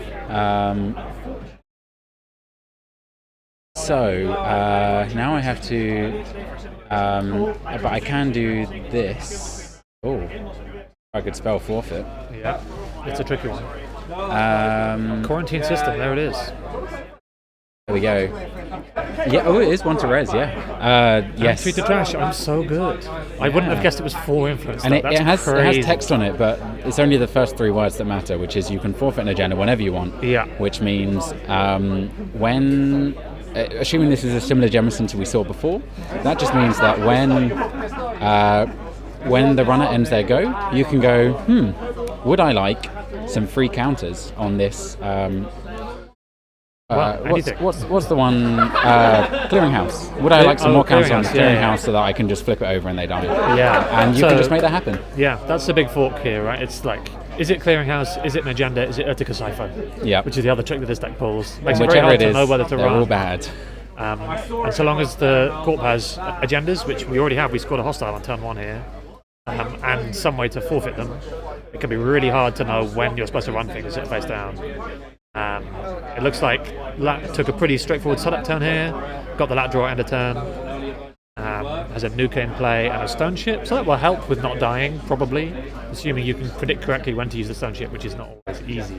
And at this point, of course, we've got open deck lists, so That's true. the runner should be very aware of what kind of tricks might be played here and know that that stone ship is most valuable as draw 2 cards when you're about to die. Yeah. So we've got some install action after the original hostile score. Bad publicity is sometimes a bit of a liability against Shaper, faction that's best historically at using bad publicity with cards like self-modifying code. We're just checking this remote, it looks like. Now, does this deck play standoff? Do we know? Oh, I don't know, but I wouldn't be surprised. A standoff is a money gaining card if you play it right. True. And it is, of course, an agenda that you can forfeit a will to do all sorts of nasty things to your opponent. Ooh. Although Jemison cares about the number of agenda points that are That's true. forfeited, So right? it's maybe less effective than like a hostile takeover. In the meantime, we've got a corporate town being trashed from the remote there. That's a big 5 credits to trash. The very underplayed system update card, which would otherwise trash resources. We're respecting that as Lat, and we're making buyer bans around on HQ. Looking like it's on HQ, yeah. Drawing what's going to be installed, because I imagine we're not going to gamble on 4 credits for a random access. That's a telework coming down for free. That's nice, That's very nice. Get your money back up after that big trash. And I think I saw a deep dive drawn as well, so that... Yes. Depending on how Connor wants to approach the next couple of turns, that deep dive could land quite soon. Doctor accessed. Now it looks like we've got 10 credits on the corp side, and then on the runner side... Down to 0. Down to 0. Spin Doctor trash. And then we've clicked to take a credit, maybe? Or maybe I miscounted, where we have at least 1 credit.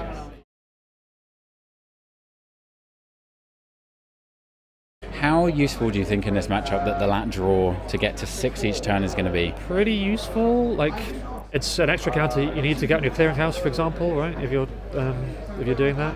And I guess going into your turn, you've got 6 cards in hand, so things like an Urtica Cipher can be pretty devastating, but you've got more of a chance to get your hand back up. We have double Stone Ship and Nuke still on the help a board lot. here, so if you're running something and things get forfeited, you can draw 4 cards at instant speed. Pretty powerful.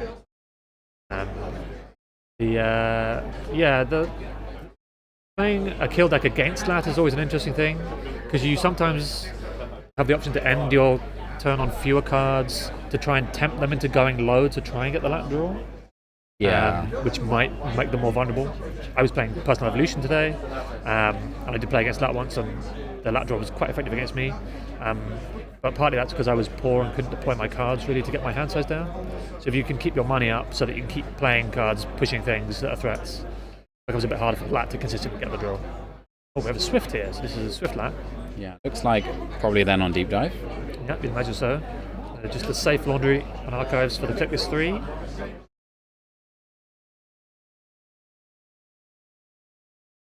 Still got that telework sitting there, so yeah, we made a bit of an economic recovery here from those trashes in our last turn. Yeah, pinhole in a DJ, I think, as well.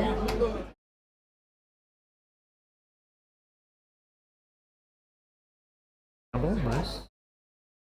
It's up to 9 credits there, I believe. Yep. It's a little hard to tell, they're not quite stacked and splayed out, but that's alright, we'll do our best to guess. And then the telework up to And there, and cause another hostile. So that's a straight +5 to 19. New bad publicity before any SMTs have been used, so that's going to be real cash for this run out there. It doesn't look like we've drawn any of those or any programs at all. We're popping a stone chip to try and find them, which certainly a choice here. I would be worried about not having that when it comes time to not die. Yeah, certainly. How much do we expect this Jemison to try and win by genuinely, playing the real game of Netrunner and scoring points? No, let's not. No Netrunner king shaming. We're not going to yuck people's yum for trying to kill people here. Yes, I imagine a lot of these agendas are all going to be 1 pointers. It's going to be a lot of agendas in there. Yeah, you'd imagine so. So yeah, things like Hermes will tear up a deck like this. I don't know about the scoring plan. I assume there's an O-Birth protocol in this deck somewhere, Yes, which allows you I to think that's the score case. more efficiently. To turn some of these 1-pointers into more efficiently scored 5-3s, for example. MC coming down. Yeah. Interesting question so about what daily ice casts. we're playing in the Jemison deck. As we see the quarantine system drawn. We score the third hostile. Wow. No respect for clock there, incidentally. Well, I guess it's open deck lists, so you know that there's no clock. That's very true. So now going up all the way to 24 credits. 24 credits, 3 points. A lot of money, but as soon as if we res all 3 of those ice from a bunch of runs, then it's going to quickly disappear. Yeah. I mean, the ice we have to respect here, right, most obviously is Archer. Yeah.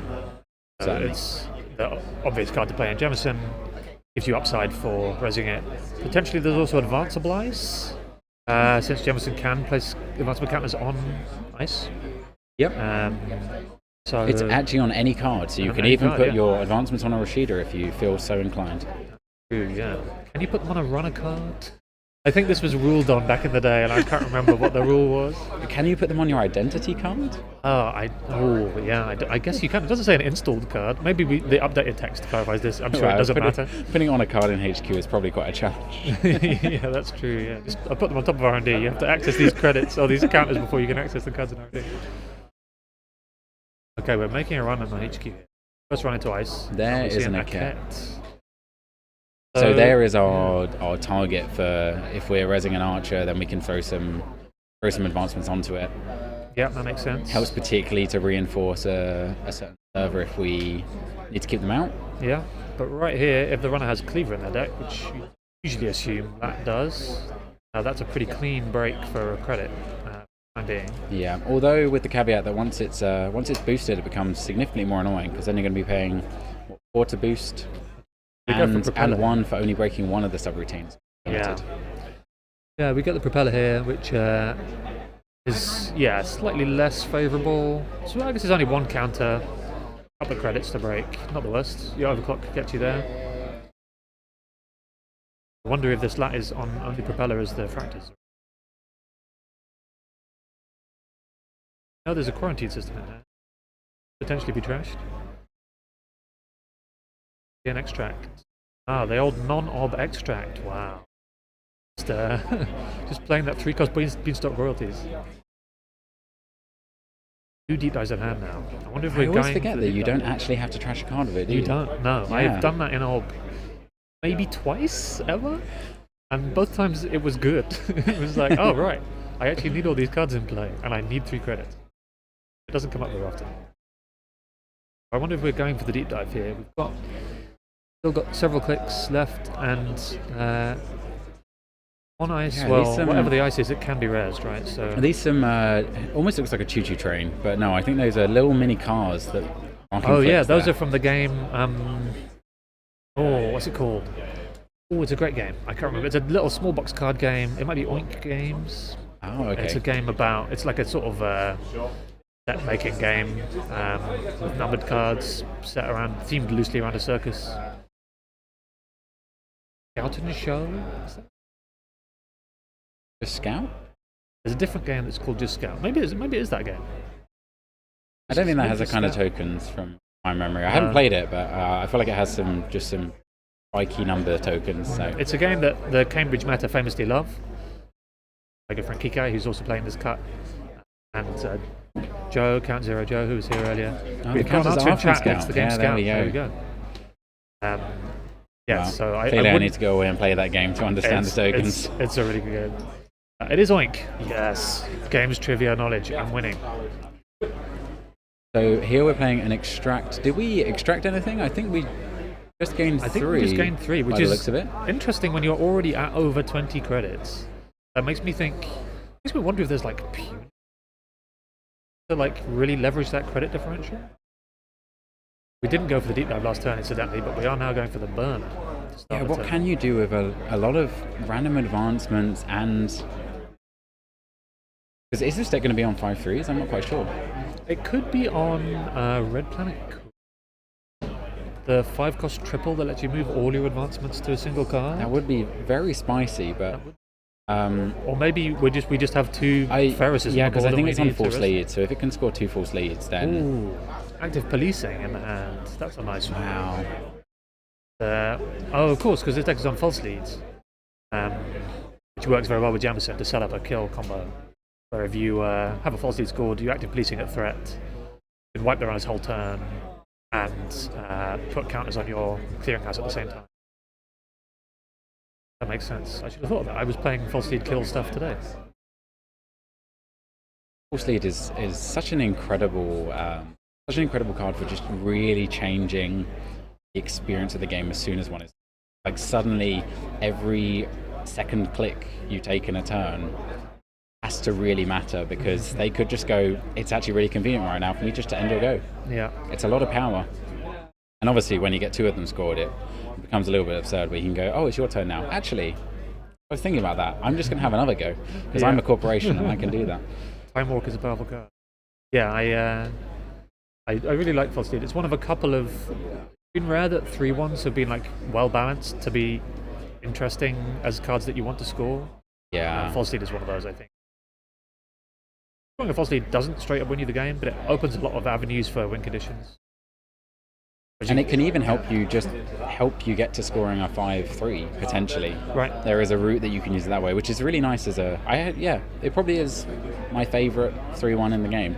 Yeah. That's a decent shot. Certainly the most interesting, because you have some like Arrows Protocol, which is such a... It's like you score it, you win. You don't score it early, it's incredibly tough. Yeah.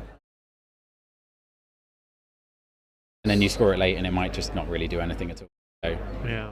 Looks like we've had successful runs on HQ and Archives that turn, but we didn't go for the R&D run, so we're respecting the Archer here.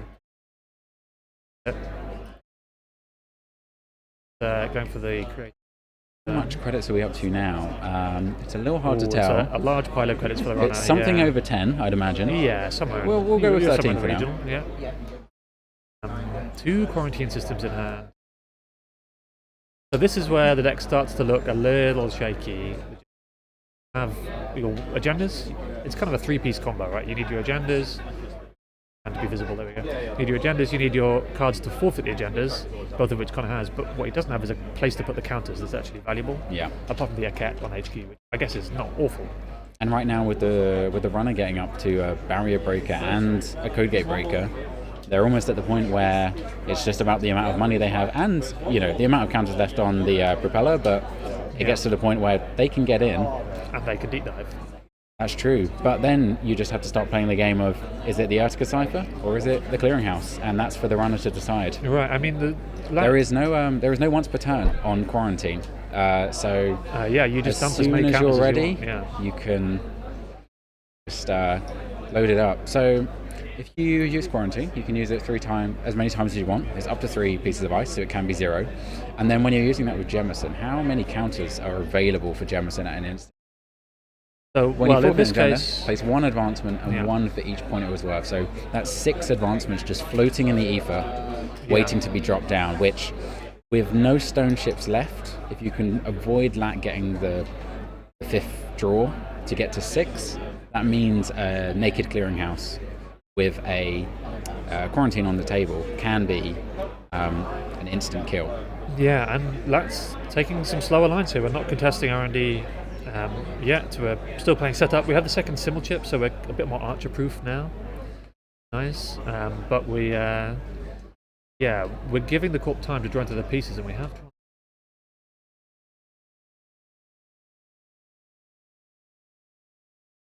So let me remind myself of active policing, because this is a card that I've seen mostly just in Thule, I feel is the place where you most commonly see it. Yeah, this is a card myself and my teammates at EA Sports tried to make work in a few different builds when it came out. We never really got something we were really happy with. But in theory, it's a powerful effect. Like, at Threat 3, you have the ability to take 2 clicks off the runner while installing a card of your own. So it's quite a powerful click exchange. Works well with things in faction like MIC and Ikawa Project. Yeah, certainly. And Managom, of course, because if they don't have the credits to pay the 5 for Managom, then it's they don't have enough clicks to get in. But it works even better with False Lead, where you just take so the that is one of the quarantines going down, but that's all right. We know we've got a backup to keep us safe. That was an interesting install. I think that might have been a sort of a judgment check from Connor to just install that and see, is this the kind of runner who's going to just check a face down on the table? Very regular audio dropper. Let me just make a little change to the audio. Oh, yeah, sure. If I turn off this noise gate, that should hopefully improve the audio a bit and keep it constant. So let us know if that's a little bit better. Yeah, but that's probably what the clipping was from. Not as noisy in here. Yeah, I also certainly. just am a quiet speaker. That's my fault. With 40, how many players total? 40 something? I think it was. 44 total players. It was certainly very noisy in this one cramped corner of a room full of the venue here at Darksphere had 130ish people in it today. Wow. And we were a good sizable portion of that, but there was plenty of noise everywhere. There's magic happening. It's all going off. Meantime, so amazing. Thanks for letting us know. We're still setting up here as it looks like playing second class act. Sorry, not class act. Daily casts, and deciding how we want to approach this. Now, I don't think this list is on punitives, because I'd be surprised if there's some 5-3s in there, really. Yeah, there's a lot of one-point agendas. Maybe an SDS or 2, just so you can really dilute the density, because you can't play a deck full of all one-pointers, or you won't have many other cards.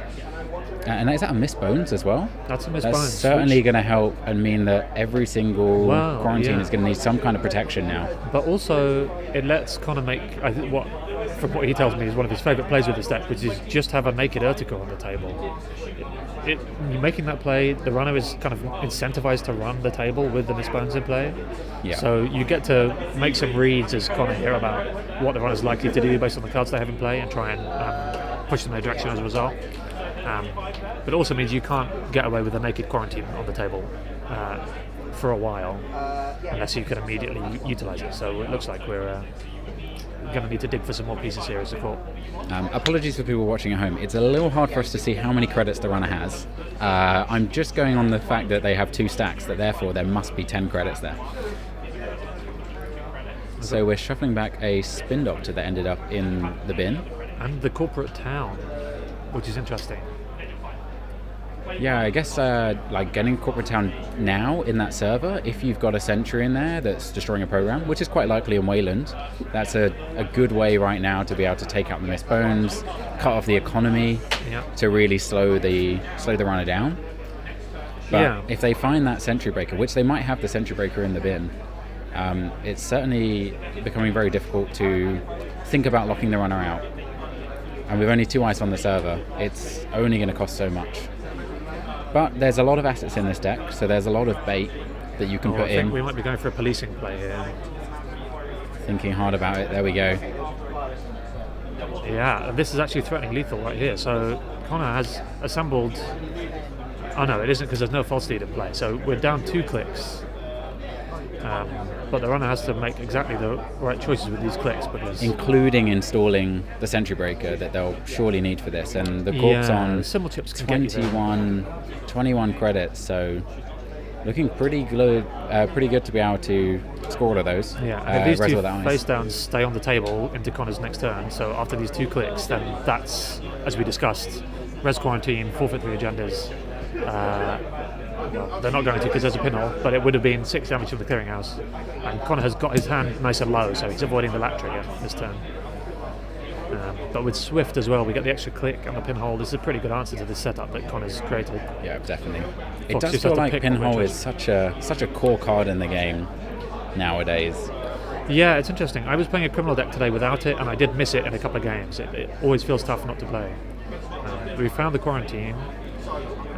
And notably, since the first quarantine wasn't shuffled back, that's 2 out of the game.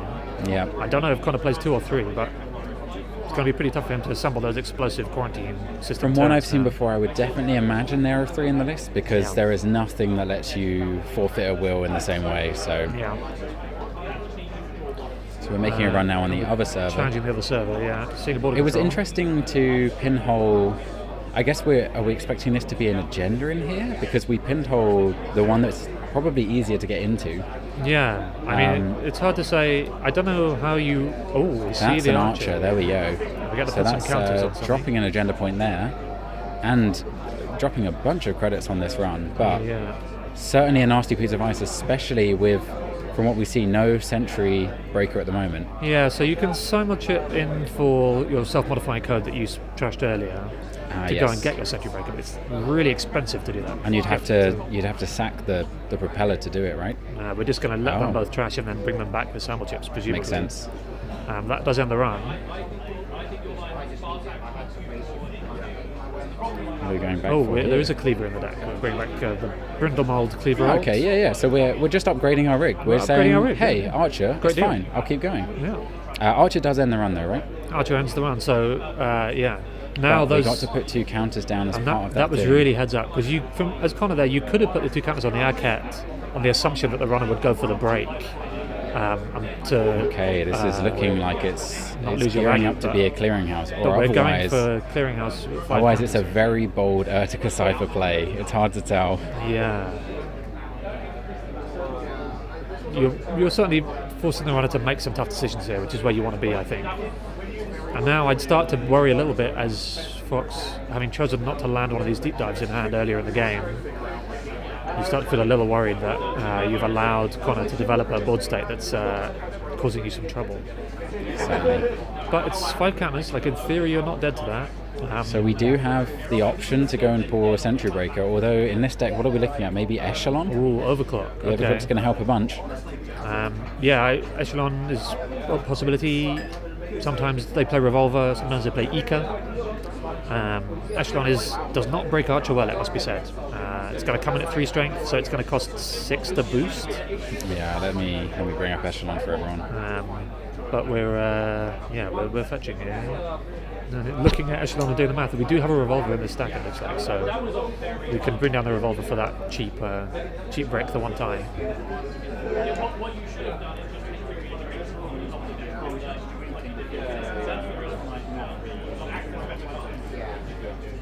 Enjoy some delicious peach iced tea while Fox thinks about this. But yeah, the Overclock helping a bunch here. It's just a lot of surprise money that maybe Connor wasn't expecting. But I guess at the same time, Connor's got a pretty healthy economy, and it's not too expensive for him to just spend his turn advancing this card and putting the threat on the table to say, look, if you don't touch this card, there's a good chance that you're just going to die. Yeah. Although it is currently just a 5 card, it's just 5 counters, which with Clearinghouse is only 5 damage, I believe. Right, so it's not exactly So it's lethal. not fatal unless... but Lat also has to spend the time drawing some cards to get up to the number to make sure they're safe. Yeah, we also have the border control here, so yeah, we're going back, which just seems like the right choice. You do have to burn the whole Revolver here. Yeah, in fact, you have to let the gain 2 fire, which is what happened last time. I guess in the knowledge that border control is going to happen. Yeah.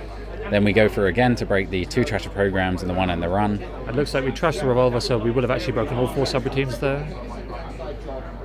Oh, right, yes, because it's 7 total, I forget. And that lets us get through and... Sees the Clearinghouse, which is going to get misbonesed. Yeah. So diffuse that threat, but at a big cost of credits. That's not an unreasonable exchange. And for also, Connor here. no Sentry Breaker now. And no way to get one back very easily by the looks of it. So, so they're gonna anything have to you draw jam that behind there, looking pretty strong right now. And as a result, Connor's just digging for something to jam behind that. And Connor's economy is looking very strong too, so that false lead is probably going to be quite easily scored and put him in a very good position for later on. Yeah. False lead, should be noted, is also a card that you can instantly forfeit whenever you want. Well, not whenever you want, but you can do it when the runner has taken their second click. Yeah. Putting 2 counters on your Clearinghouse, knowing that they are not going to run it because their turn is over now. That's right. Worth noting that in theory, Fox had 6 free credits to use in those exchanges with the bad publicity. I wasn't tracking whether they actually used them or not. Oh yes, that's a good The point. kind of thing that's easy to forget in a board state like this, where the bad publicity was gained quite a long time ago and you've not really had reason to use it. And also, yes, I see there's 3 counters in the middle there. That's represented. Yeah, so it's being represented, so it is on the runner to remember that at a competitive level. That We is have an the echelon come echelon. down. We drew it. So we got the pieces we need, but we're looking a little bit short on the economy now. Yeah, I mean, we're going to see how much this is. Yeah. And as you said, very expensive. Probably 9 looking to credits install an additional icebreaker at some point because it really changes the cost of echelon then. But with propeller and revolver out, that's Yeah, there's not many options gonna left. happen. This And is now where we're like doing the a math. single Parisha could be. Oh no, Parisha isn't an icebreaker, so it doesn't help. no. Yeah, I would assume propeller, revolver, and the 3 in play are the icebreakers that Lat has access to. Yeah, and it looks in hand. We've got an SMC that we do have the Mew to play if we want. There We comes the decided daily not cost, not to run, so we couldn't afford to break this archer. It looks like. And we've gone which for means daily we're cost probably going to instead. see a full steed scored. I Yeah. would be very surprised if you don't just rush doing that because Does make the it rest of helps this you a game bunch. really tough for the runner. Yeah, there we go. There comes the false lead, putting us back up to 3 points on the corp side. Well, not a lot to do in hand. We've just got that in just some 3 money cards, 2 ice in hand. So not. Although on the plus side, you don't have agendas for the runner to come in and steal, and still on 0 points as the runner here with almost all of your cards got 2 cards left in the stack. It's going to be tough to get enough value from those to find all 7 of the points you need. But deep dive is a way to do it, and 2 Akets makes this very easy to get to deep dive this turn. Just 1 to break each. Yeah, true. Completely unadvanced. We get access. And knowing that there's a Swift on the table, so as long as we have a run event to finish out, and knowing that there's 2 deep dives in hand, that could be. Well, that's the thing. How many agendas really are there in this deck? Well, there must be we've some- seen a lot of 1-pointers come out. The interesting thing about having a lot of 1-pointers in your deck is it can be quite hard because if you flip over like 4 1-pointers on the deep dive, then that's no good for the runner. They could still only take 2 Yeah. of them, right? It's better than flipping over 2 2-pointers. I in a way. imagine there's some SDS drone deployments in this deck to help with that agenda diversity, and, that's and what the runner's going to want to hit here. and that's going to be unfortunate because we've already used 2 symbol chips that we had to use against the archer, which means we're going to lose one of these breakers. I guess at this point you'd kind of have to gamble on hoping that you can hit 2 deep dives when you need to. Here comes down the deep dive. There is an Atlas. Not bad. We can see there's Clearinghouse 5, and Hero 6. Birth, Cipher, and a false lead. So You using don't the have 2 the spare click. click because Not this you time. didn't have a run event to play. Yeah, but we just do 2 go up points. to 2 points on the runner Yeah. side. On the plus side, you now know the R&D ice. The corp spent a fair amount of money, and you know that you're getting in for cheap at the moment. So it's on the corp now to kind of respond and defend centrals because there's R&D is getting smaller every turn, and there's going to be quite a few agendas in there because there aren't any in HQ. Yeah, definitely.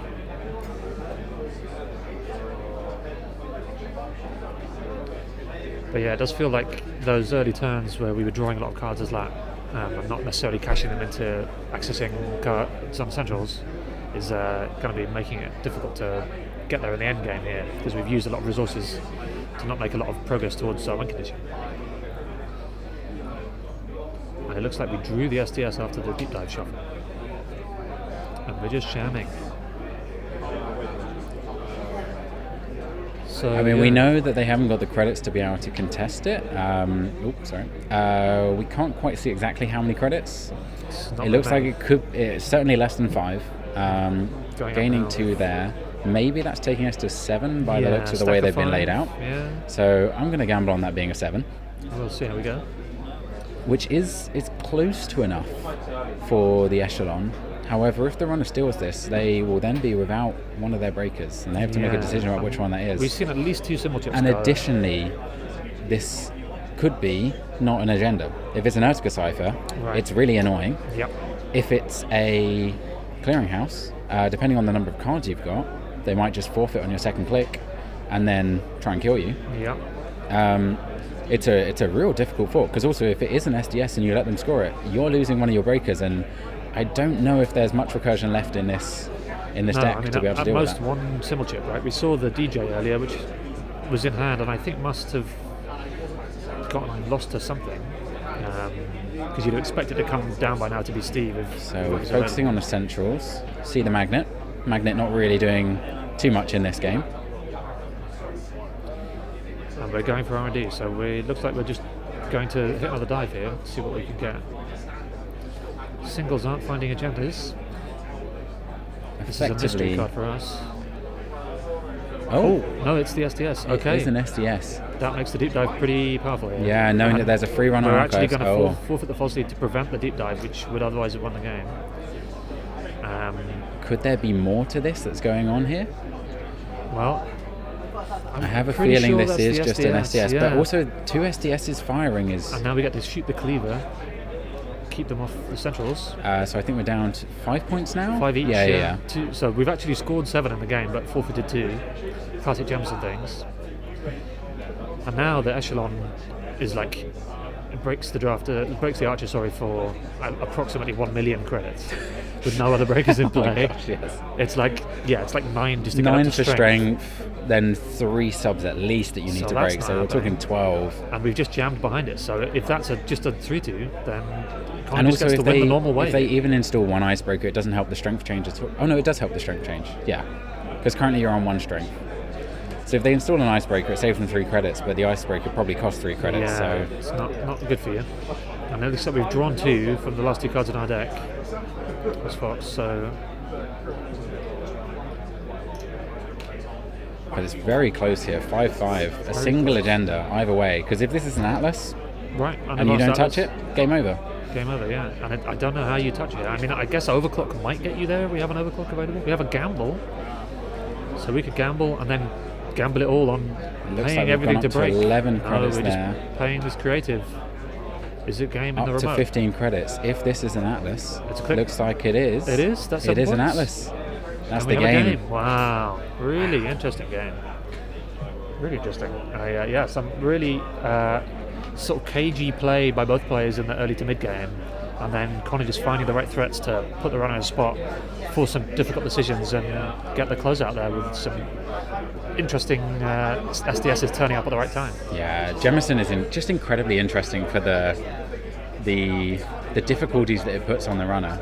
I guess also a lot of people, when they see Jemison, they're expecting this kind of eminent domain based Jemison that's kind of been running around a bit now. Sure. So this is a callback to the old days with a Yeah. forfeit and kill Jemison. I mean, I think Connor's been playing this deck for 3 years or something. Oh, he's at put in least. so many Like, hours on Jinteki Net to If he train doesn't and have the practice best it. possible Jemison deck, my name's not Gobber Bubbles. I think it's like it's surely, if you're trying to play Jemison, the thing you should do is get Connor's list and play Connor's list and not change any cards. Yeah. He's been playing for 3 years. There's no way it can be better than what he's achieved. And I'm he's into sure the if top you go 4. up and chat to Connor, you can just be like, hey, what would you do in this moment? And he'll be like, oh, I know exactly what you do in that moment. Yeah. I've played that line 17 times, Yeah. and 16 of the times it worked and 1 it didn't. Yeah. Well, there we have it. Okay. That so is the first, that's our top 8. So we'll be moving on to the top 4, with some games still to finish. It looks like we've got one game still going. Okay. And then we'll be going on to the top 4, where I imagine you're going to the pub now. So I would like to go to the pub. I will be hopefully grabbing someone else, and we'll see who's joining us next to co-commentate. Probably one of the people who got knocked out this round, if I can convince them to help out. We'll see what we can do. Thank you for joining us on the stream. My pleasure. We're going to go on a little break now while we wait for the next round, and everyone stay tuned, and we'll be back in a bit. Bye, chat.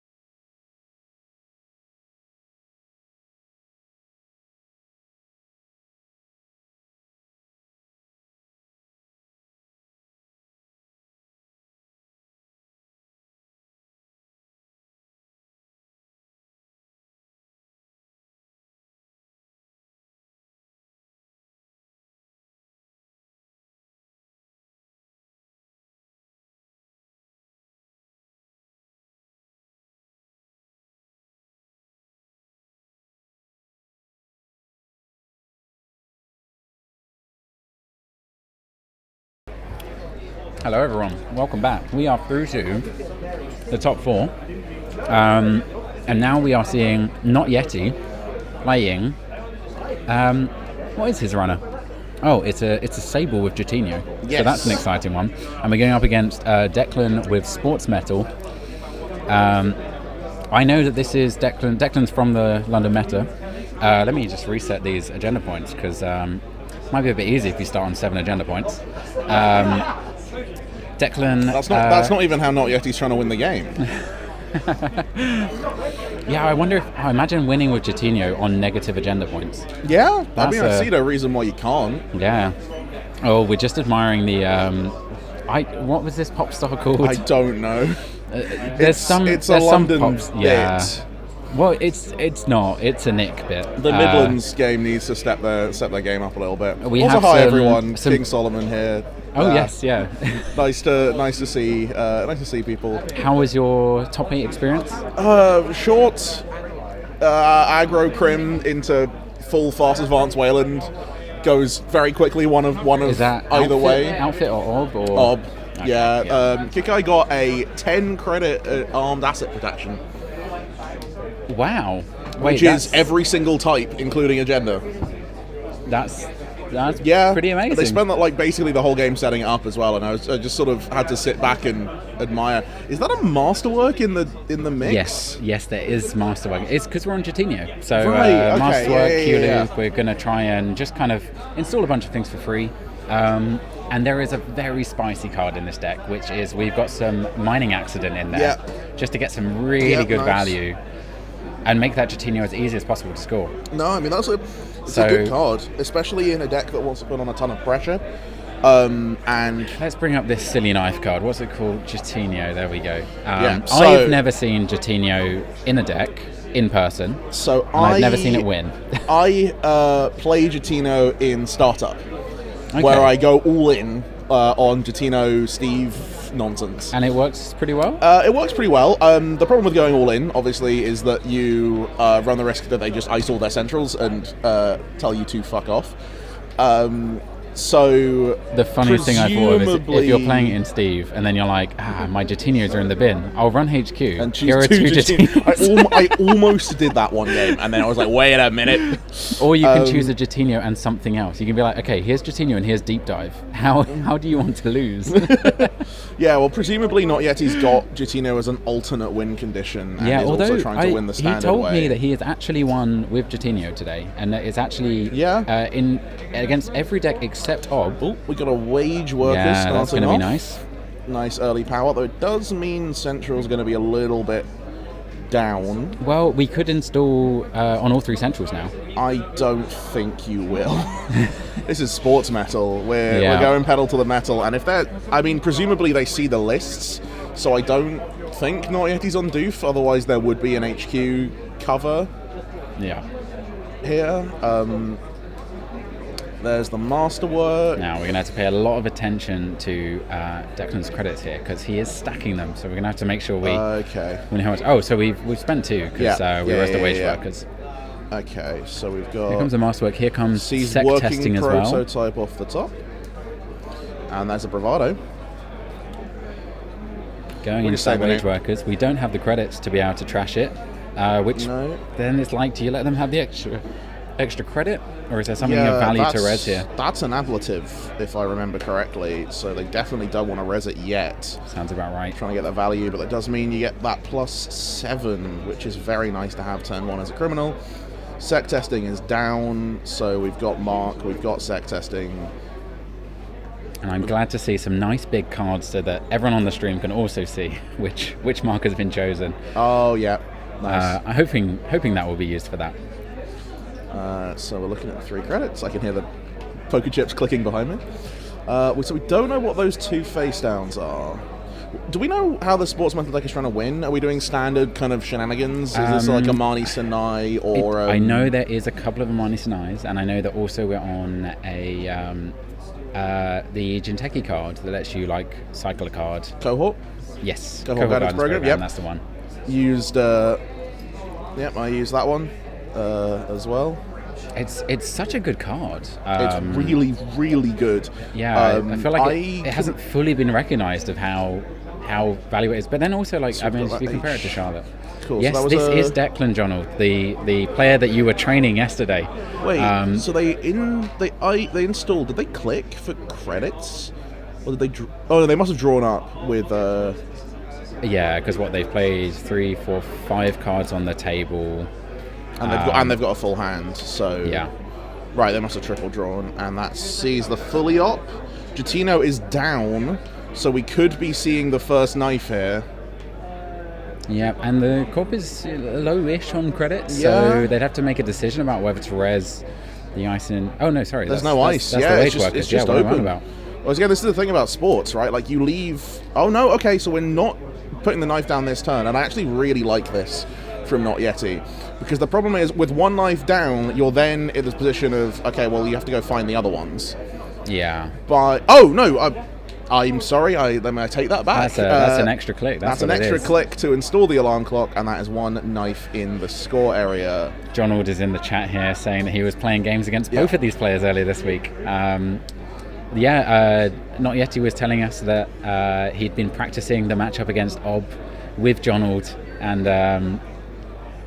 that helped him a lot in the early games today, where he knew exactly what he was doing with this deck. I've been very impressed seeing Not Yeti earlier on stream or on one of the recordings, where just everything he's doing with this deck, he knows exactly what he's doing each click. Like, he doesn't have to think too much about it, and it's fun to watch, and it's makes it a lot easier as a player as well, having not too much to think about from your own deck, but rather thinking about what you're interacting with. Well, he's not afraid of a second knife for sure. He's going for a triple install into possibly a fully operational. Yep, there it is. So spending 1 down to 3 and taking 2 cards and taking money and money by the looks of things. So really not afraid of a second knife right now, which... so I think we're on 6 credits there. Yeah. Must have spent another one where I wasn't looking, sorry. But yeah, Not Yeti does not have the knife in hand. Presumably, Declan's just hoping to outpace a runner which doesn't have a... Sable not famous for having a ton of draw. That's true, but with the masterwork, that's a little bit of extra draw that helps. There goes... what was that? I'm not quite sure how you went from... That looked like spend 2 there. Yeah, spend 2 for a... Oh, was it part of a run? Oh yeah, it must have been. It was during a run, use masterwork to pay 2 to install it. Of course, getting that click compression, getting that extra draw. And triggering sec testing, that's what we saw here. Right. That's why there was no access as well. That makes a lot of sense, because you're also getting that click back. Yeah. All of this click compression, masterwork not often seen because that extra click isn't super useful, but then suddenly you're gaining the click back and you're getting 2 credits out of it, and it's helpful. And oh no, mining accident. Oh, now there's been a terrible accident. That is a decision to make. Going all the way down to 1 credit, it's difficult to bounce back from. But if you've got a cohort guidance program on the table, maybe you take the risk, because that bad pub is really going to be a problem. Yeah, I cannot stress enough how brutal this bad pub is. Look at the field full of trashables we've got here. Yeah, working prototype pay is 2, cohort is 2. So many things get so much easier to trash without it, and look at this, absolutely brutal, not letting up. Whatever's in that remote. Where is he going to go? There we go. It's going down. So we're down to 0. Wrong one there. Down to 0 credits, but we are bravadoing, which is going to give us 7 credits back after this. So we didn't get the bad pub, but we did get a free access and 7 credits. So it's looking pretty good. Now, notably that mining accident there's a Managarm that couldn't be triggered. And working prototype. So that's actually pretty lucky for Declan that the working prototype got sniped and not trashed. Notably, that mining action should have been removed from the game, but presumably there's no recursion in this deck, so hopefully... Is it removed from game if it doesn't cause a bad pub? I believe so. Let's bring that up. Yep, it does. So let's hope that doesn't come up again. Yeah, hopefully we won't find a way to get it back. Anyway, it's a triple install. With the working prototype res, we're looking into getting some money here. Yeah. So it's a real question of if Not Yet can get his way through the ablative barrier that is currently in front of that working prototype. If he can't, then suddenly we're in a bit of trouble because all of those things can now be rezzed with those 3 credits, which then turns into even more money with working prototype. And then you're going to start... Well, there's no resource... Oh, no, there is a stack testing. Yeah, and we now have an ice stage queue, so that alarm clock's going to be less useful. Although I think Not Yeti is going for it. Is he? No, I must have misread that. So we have the Q loop down. Oh, no, he is. Yeah. He is. Installing the Q loop and double click through that. That's a very firm double clicking through that drafter. You do not want that to fire when there's a fully op in the bin. And then instead of getting the access, we get 2 credits, taking us up to 7. Yeah, notably Declan's out money now as well. Yes, that's true. We also should have done Q loop trigger, I think? No, the Q loop came down off of the masterwork, which right. meant it did not trigger at the start of the run. And that is revealing the top card with Q loop, I think. Yeah, so an attempt there to install a piece of hardware. I guess maybe in the hopes that if we did get a Legitimio, it would be pretty amazing now to just score another one and have that threat on the board. Well, Trash is 1 Rashida, and there goes another one. Yeah. Now, this is a critical moment for Declan because we're getting up to 3 credits. Power counter goes on the working prototype, and then we can stabilize up to 6, and that lets us res a whole lot of other stuff. And also, with only the Rashida being seemingly the beginning of turn ability that we want to trigger, we gain the 3 credits from that, and now we've got those 3 credits to res other things. Yeah, there's nothing to discard, and most importantly here, does Declan have the ability to triple working prototype? Because I feel like that is back-breaking, because they also have another click to do something else. Yeah, that wage worker staying there is going to be very valuable here. Yeah, So what have we got else in hand there? We've got another wage workers as a backup. Looks like And some seamless seamless? launches. Is that 2 and seamless? Yeah. And a cohort in there as well. Yeah. Oh, no, we're installing. So we're This putting is- down an extra... So install 3, that's... Triple install use working prototype. That is very unusual, I think, because we're deciding to go to 6 as opposed to going to practically infinity with all of this stuff on the board. Yeah, I guess it's if the 3 money isn't enough to res all these cards, though. Like, we might see that there's actually 3 wage workers all on the table right now, and there's a bunch of other cards that you can't res because they're unique or so on. Yes, they have missed a working prototype counter for that drafter res. Thank you, Donald. Oh, I did not realize working prototype was also on. Just also on res us. anything. Yeah. it's kind of nuts. But no, this is if Not Yet he has another mining accident or a doof, which he is just going for it, using Revolver to get through that drafter, and now we're in big trouble because that working prototype is open. The extra counter, Donald, might not matter because it's about to go away. Wage Workers is potentially open as well. Oh, another working prototype res! He's got 2 of them. So Skunk Works comes up, and all of a sudden, Not Yeti is unable to deal with all of this nonsense because he's going to duck the doof, putting Not Yeti down on 0 credits.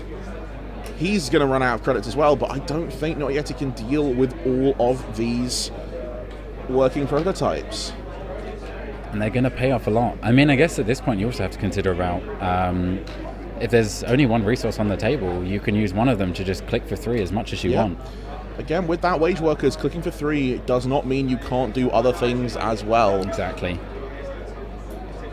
You know, yeah, I don't know if Not Yeti didn't realize about those reses or just wanted to start forcing things face up. Yeah, I wonder do you think Declan thought ahead and you're against Criminal, they're going to have Doof. Maybe you want to keep a lot of your information hidden for that moment when you really need to res things. Doof's that single credit, so now Declan's broke and Not Yeti is on 1. But again, if Not Yeti passes the turn with either of those working prototypes up, all of the work he's done this turn is going to be useless. Yeah. He does have the extra click. Yep, Not Yeti misses the Q-loop trigger. It's been a long day of Netrunner. This is now these players' ninth game of Netrunner.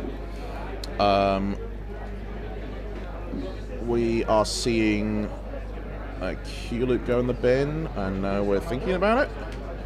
And handing cards over to the judge, by the looks of things. Okay. Oh no, we're just rolling a die. Oh, so is this Not Yeti going, I don't trust myself to discard a card, so I'll get you to randomly do one? Yeah, it might be. Wow, okay. I did not realize that was a thing you can use the judge for. Yeah, well, I mean, yes, you can use them to roll a die. There's nothing wrong with that.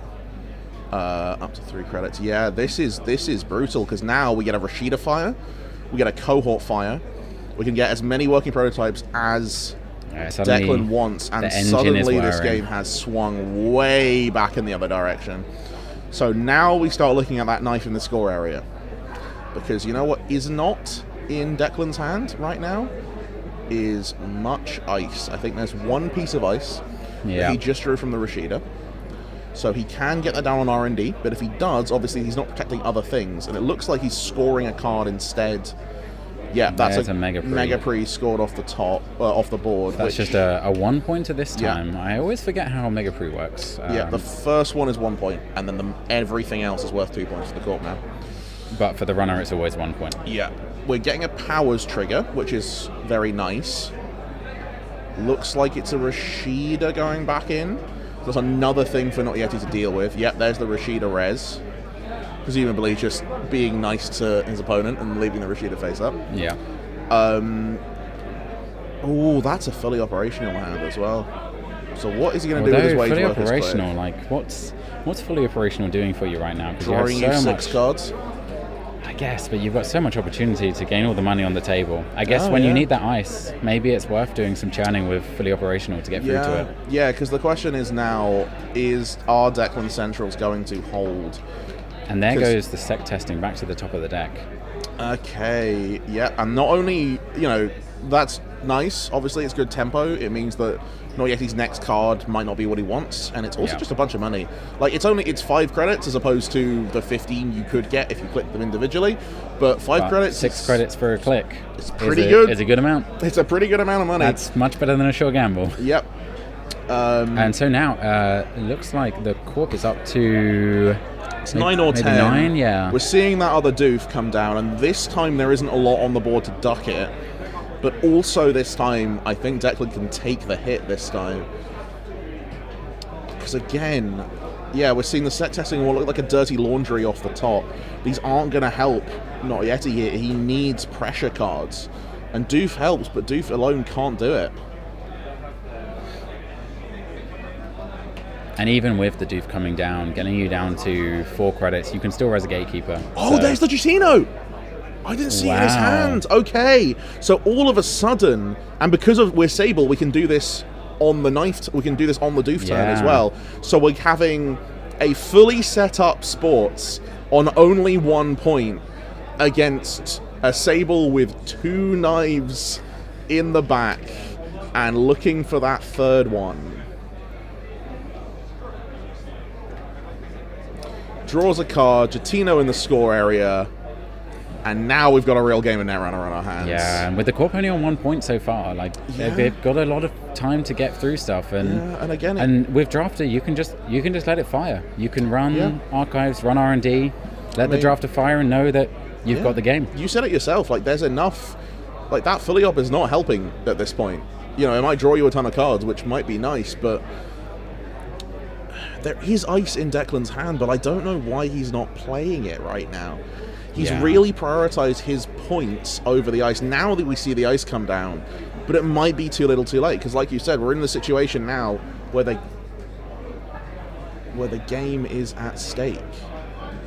Yeah, I do wonder, with the ice placement as well, should that ice be going...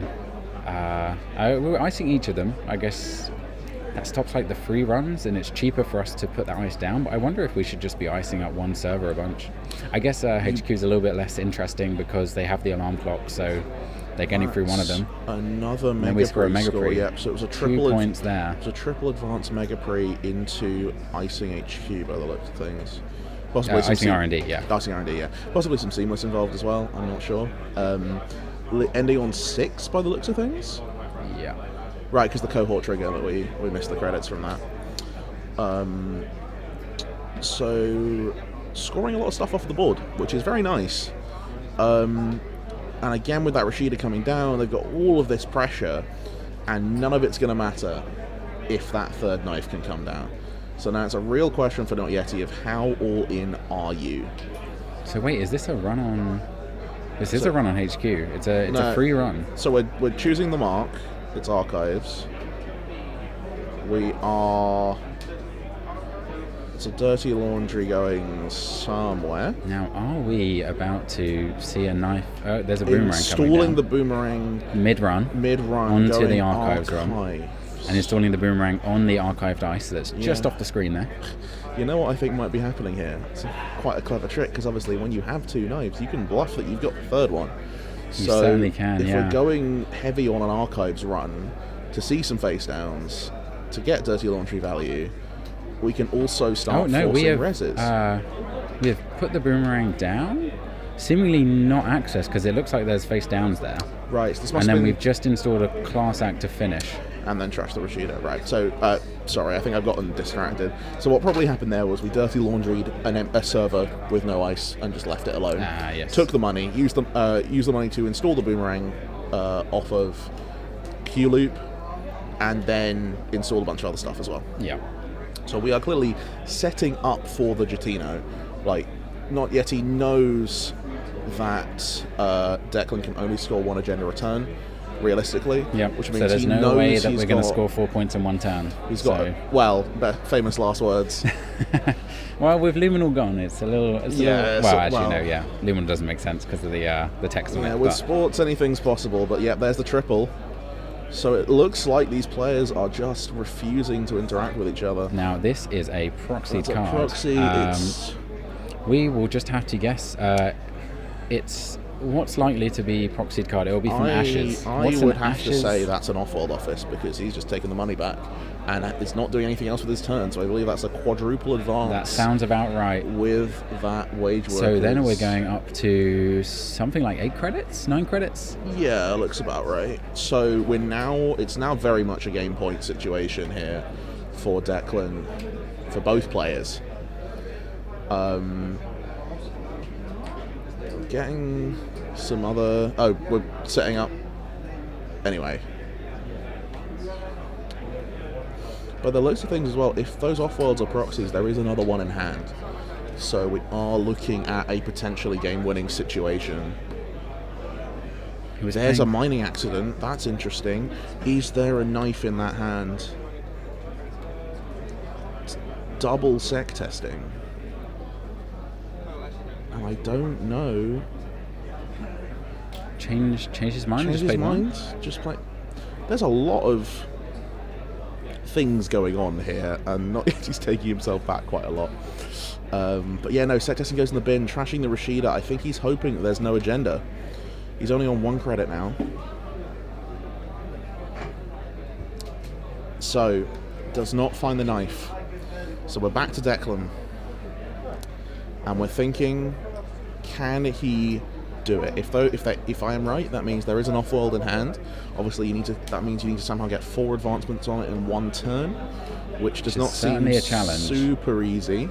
But with a biotic, it's possible. It's definitely possible. But it will take you quite a lot of credits to do it. But we have gone up to... That looks like we're over 12 there. Yep, and we are going shields up. So it looks like Declan cannot score and is just looking to... he's over-installed the boomeranged ice and has iced HQ again. Yeah, isolating that boomerang. So what we've done here... And there's an install on the table there. Or is that his hand? That's an install on the table because his hand Yeah. is on the other hand. So what we've done here is we've made alarm clock a lot worse. It Yeah. is now double ice. You're going to have to let draft a fire if you want to get through that without using a breaker. And we've also stranded that boomerang, which means there are less things. No fast advance cards, you say, John Holt. So that's interesting because it does mean that by forcing Declan to do all of this stuff, Not Yeti is slowing the game down. because that means that's ice that's not going on centrals. It's not going on remotes. Sorry. Yeah. And that means that final score is going to be that much harder. Now we have a new wage workers coming in to overwrite the old one. He's so rich that he's overwriting the wage workers to use the ice server. The decadence on display here is immaculate. And just again slowing down the runner so much by sticking that card on top. He must have drawn how many sec testings has Not Yeti drawn? Maybe 4 already. No, this is his this will be his 5th when he draws that. There's an Amani Sanai proxy raised on the table. That makes a lot of sense. Yes. And that can actually really mess up the knife turn. Because if you hit an agenda while you're trying to score a Jatino, you can just bounce the Jatino. Yeah, that's awful. That is... So that's where you want to make sure obviously you have to see that happen once to really be aware of it, but that's something where you want to make sure you're running archives last so that you don't trigger that. That is a very sad turn for Not Yeti. It was draw, credit, discard 2, and he didn't find anything he was looking for. It looked like more class acts and drawing through that set testing that got put there. That being said, he can see the table and know there is nothing. He knows there are no safe. Agendas on the table right now. He's safe for now.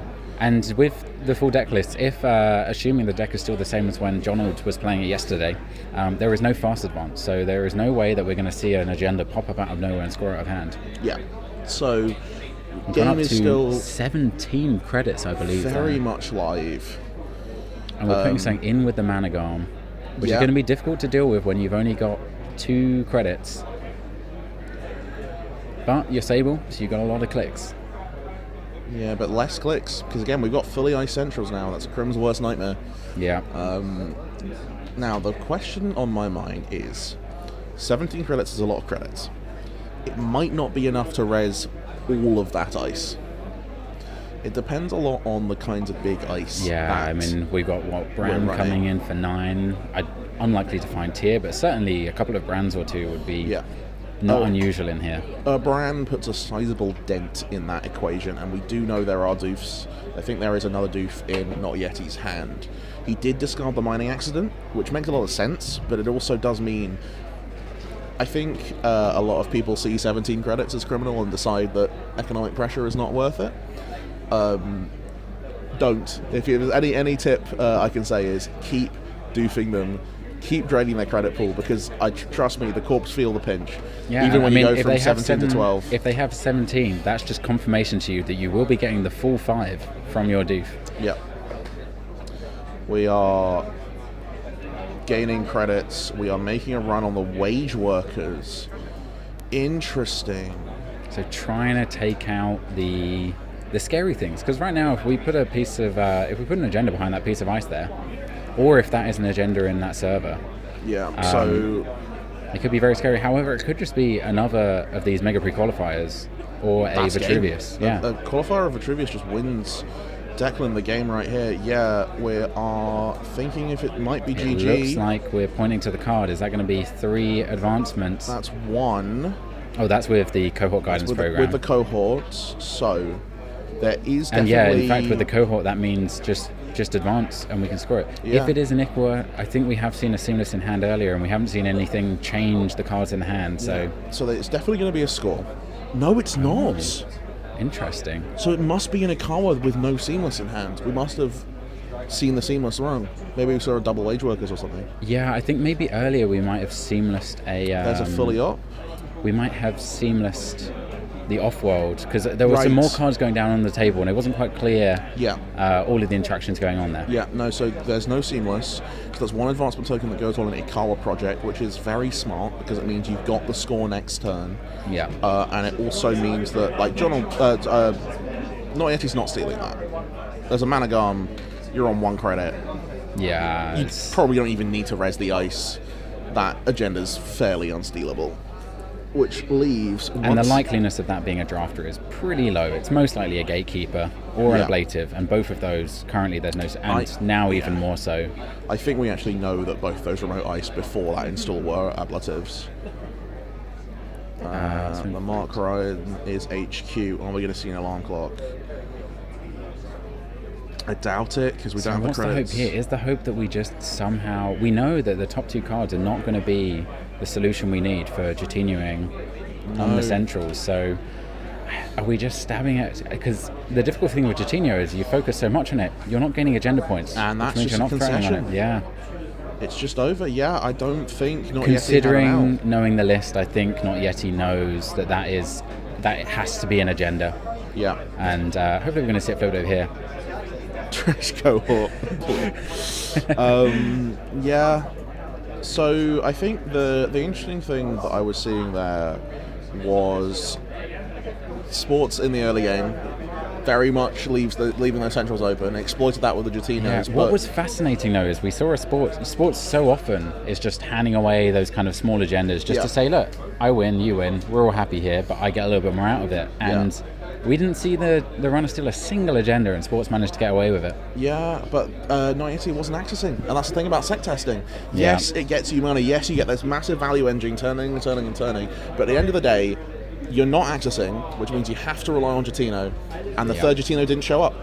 And I think if Not Yeti had started the game with 3 Jatinos in hand, he would have won it easily. But at the end of the day, you've got to go. You've got to find them. Yeah. And that working prototype lock just made it so much harder to find them. Yeah, the amount of setback from those, because what we saw maybe 4 or 5 times, that's taking a whole turn away from. In fact, no, it's taking more than a whole turn. I mean, it's taking 2 whole turns, because every time you put a sec testing on top, they want to install it again. It goes back, they have to draw it, then they have to install it. That's especially in a criminal deck where little thought experiment here. There were, I believe, 3 working prototype activations or 4, so 3 cards back on top. If there was a Jatino on the top of that deck under the cards that we already knew were there, Not Yeti would have drawn it, but working prototype kept it down. Yeah. Well, somehow Declan makes it to 10 points. Not quite sure how that happened. That is our top 4 game. Well, Krusty, what just happened? We had Not Yeti against Declan for the top 4, and Not Yeti has conceded after seeing the game was in front of him, knowing the deck list, I believe, knowing that there was a card with an advancement that had to be an agenda, and there was nothing he could do to stop it because it was mana-garmed up, and also it was 2 ice, an Ikua, and 2 ice, and with only a single Sentry Raker with a limited number of counters, there was no way, and unfortunately couldn't find the Jatino needed to score the 3rd one. But I almost saw my first Jatino win. Not yet. Maybe some other time. Might be a slight Cobra problem, but I'm sure we'll sort it in a second. And looks like here is our sponsorship coming in, just for the session. Right, well, thank you very much. Looks like it was caused a run and win on Cobra. I will go check that out. Thank you very much for joining. No, Thanks very much for having coming me. along. This has been lovely. I hope you had a nice London Regionals. Hope you enjoyed some commentating. You are welcome to stay for the final round, but I imagine you might want some pub runner. I might go to the pub, if I'm being honest. Hopefully I can get Not Yeti to come and join for the final one. You keep moving on, it's moving upwards in quality of players. Everyone else who's watching the stream, we will see you guys around. We'll take a quick break and we will be back for the final in, let's see, I'd imagine about 10 or 15 minutes. So check back in 10 or 15 minutes and we will be showing that with some commentary. Possibly the commentary might have to be cancelled because we only have so much room away from the other players and we want to make sure they don't overhear any of the commentary because that would be pretty distracting. Cool. Thanks for letting us know. I will go check that with the team now. See you guys later on.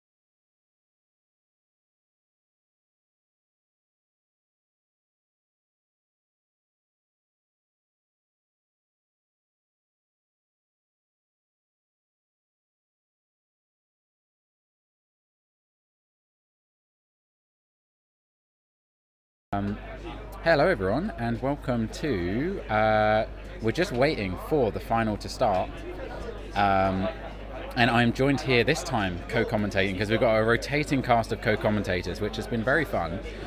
We're joined with Declan, who your first tournament, yes, and you managed to get to the top 4, yeah, which is very impressive. It's pretty good. How has your Netrunner day been? It's actually been really, really fun. So I don't know. I played a lot of Netrunner. I played 9 games Today. Yeah. Today. not in ever. total. Although the total is not that much higher, not as much as you'd expect. And every game has been really, really fun. The people are great. The tournament is just very, very cool to be at. Not the sort of thing that exists in New Zealand, so it's awesome to experience it.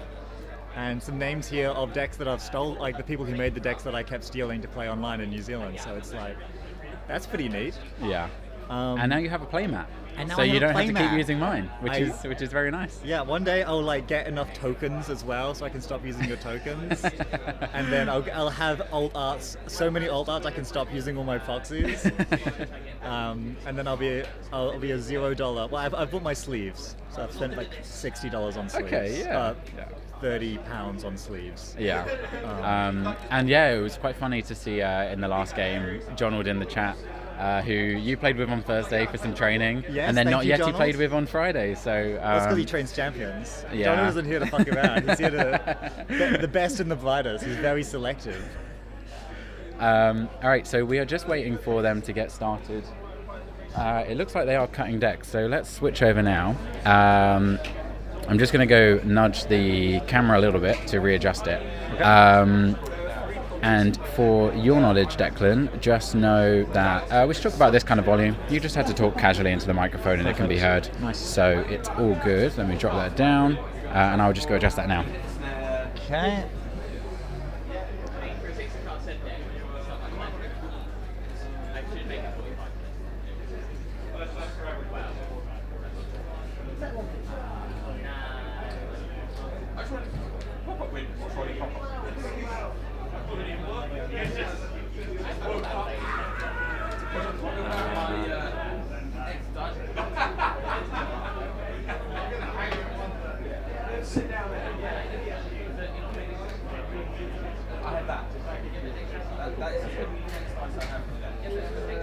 All right, we are adjusted and ready going into the final now. So we have Not Yeti playing as Mari. These are both EA Sports players, which I just learned today.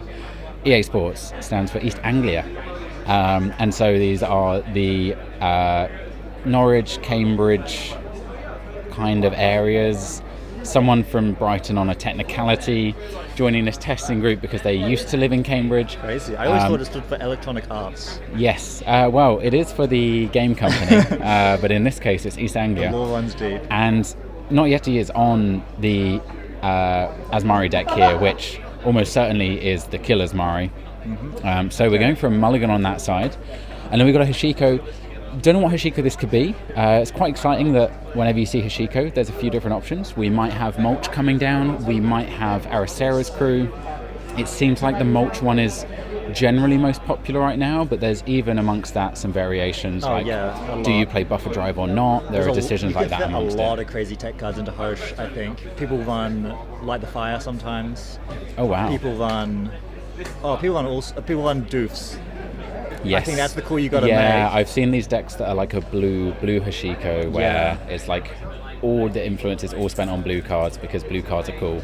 Hashiko with Doof in it is kind of crazy because actually... All right, so we're going straight into a predictive planogram to draw 3 there. Mm-hmm. Now, we've got a bunch of ice and some other cards on the table. We're playing YDL. That's a good card. To go all the way up to 10 credits. Okay, and then I assume it's just going to be like an ice in HQ. I see there's an Enigma in hand. Let me just bring up good old Asmari. This is the one where they gain 2 credits every turn. That's now I imagine against Hashiko here, you're probably still just going to say event every turn. Yes. Even the most non-event-based Hashiko list probably are playing at least 30% events, probably more like 50%. Yeah, the fact is your turn 1 without events is just bad. Yeah. It is pretty much 100% of the time.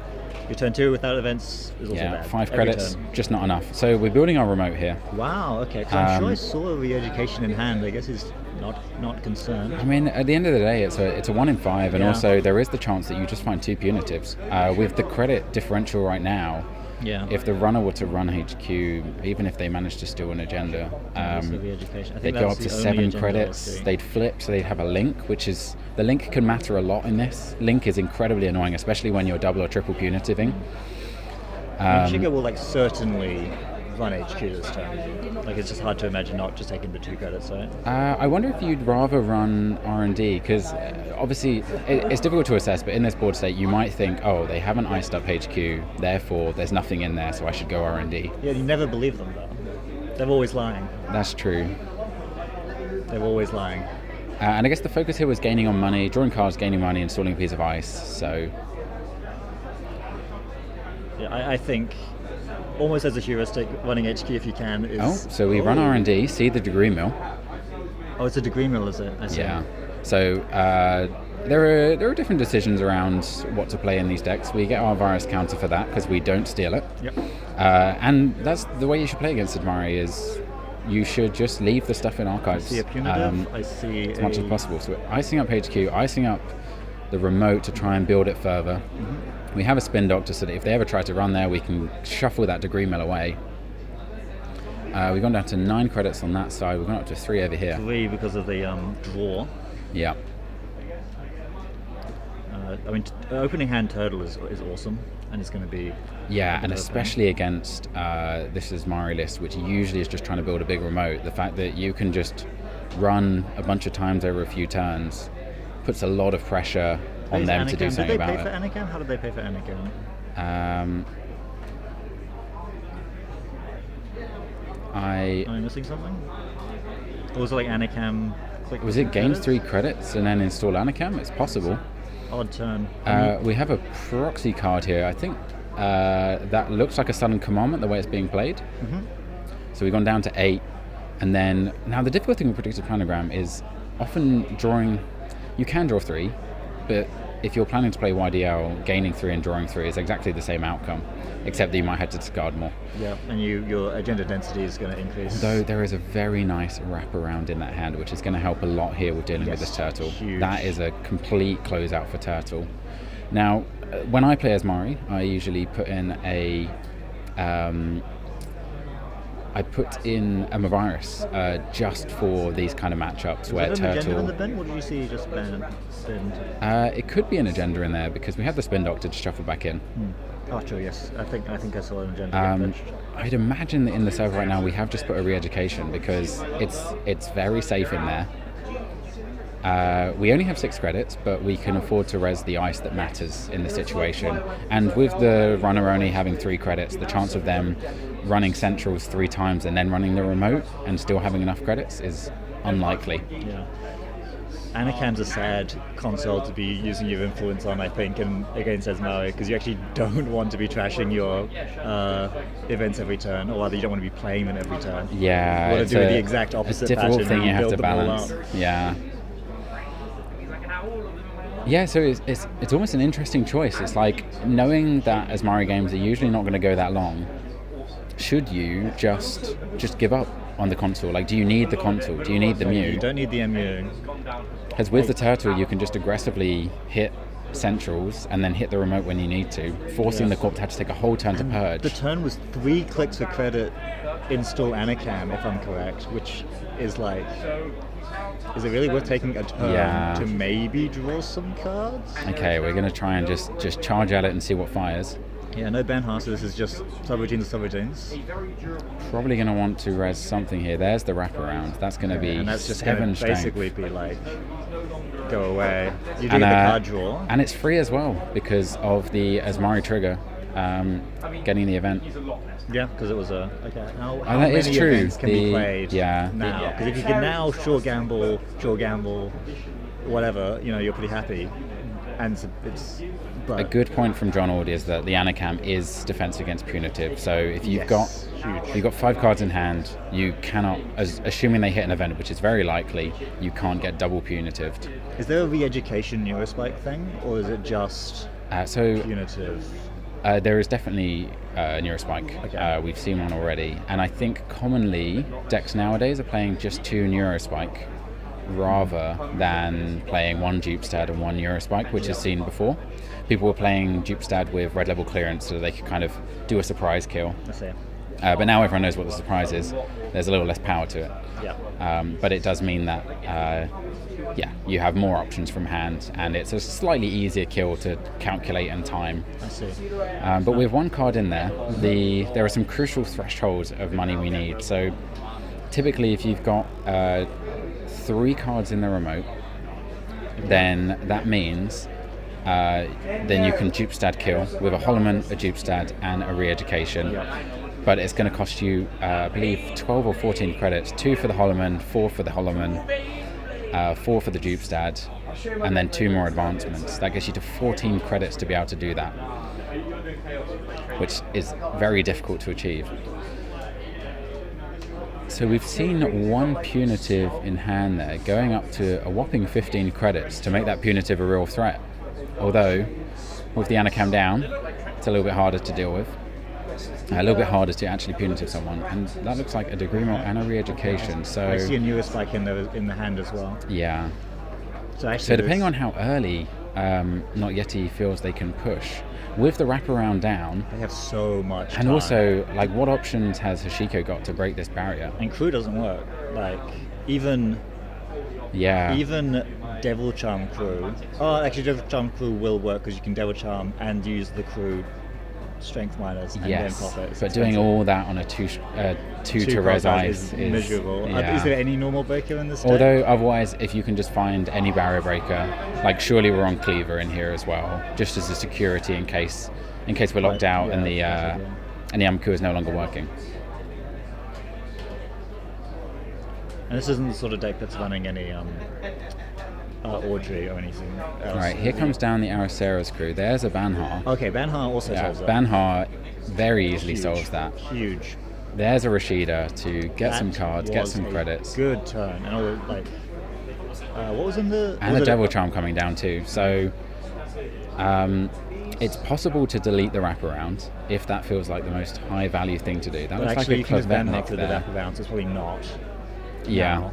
Unless you ice additionally on the outside. Yeah, and then... Which with the credit amount you have, it's something you don't want to do because you care about your credit total quite a lot as a Mari. Firstly for the punitive, but also so that you have the option of being able to do that big score. And we see it coming together here. There's 3 cards in that remote, which could The mean, magic number.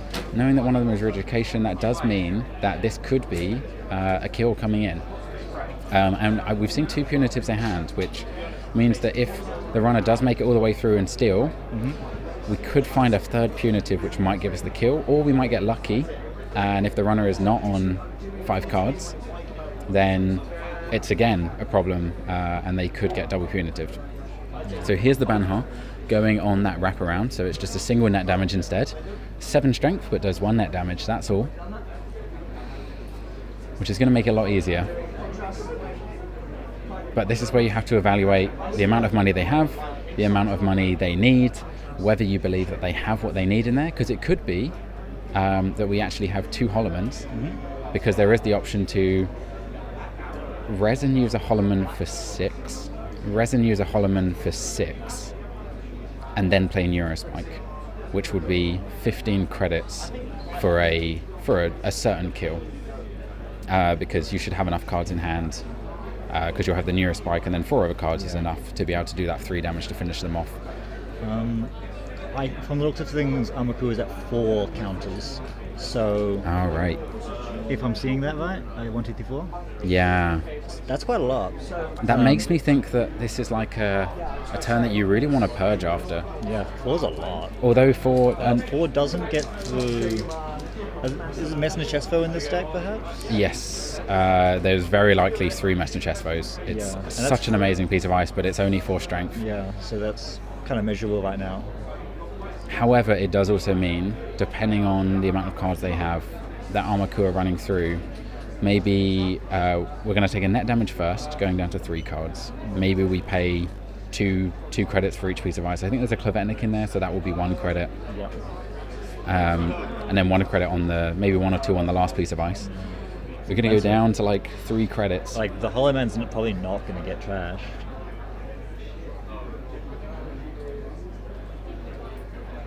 Which, yeah, and also then, yeah, if you go through, if you steal and then decide to trash the Holloman, you're leaving yourself on 0 credits, and you won't have enough cards left. So you'd have to basically run first click, believe that you can get in, and also make sure you draw up enough, because you have to get to 5 cards in hand. If you're not at 5 cards in hand, that double punitive is going to wipe you out. Kikai is spending a lot of time thinking here. It's a very difficult kind of crux point of the game. Has the run begun and the net damage been taken yet, or has the net damage not been taken yet? No, I believe the Banhar token has just been placed. Okay. And just thinking about, because again, it's kind of got to happen though, because if the run doesn't happen, you're kind of just saying, I really hope you haven't drawn the cards your deck is full of. It's certainly a fork. Now there is an option. There could be interesting piranhas. Is he going to feed him an agenda? Or is he giving a lot of autonomy to the core? We assume there's a spin doctor there next to the big remote, right? Okay, so that was first run on archives. Second run, we're running the remote now. Second click rather. So we're taking a net damage. There goes a Lego Piranha.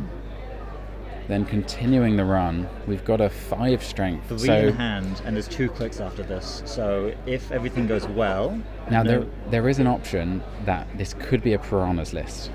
I don't think that's so common now, but we could see piranhas here, which is 6 strength, I believe, which we're also with the cards differential. Let's just pull up piranhas.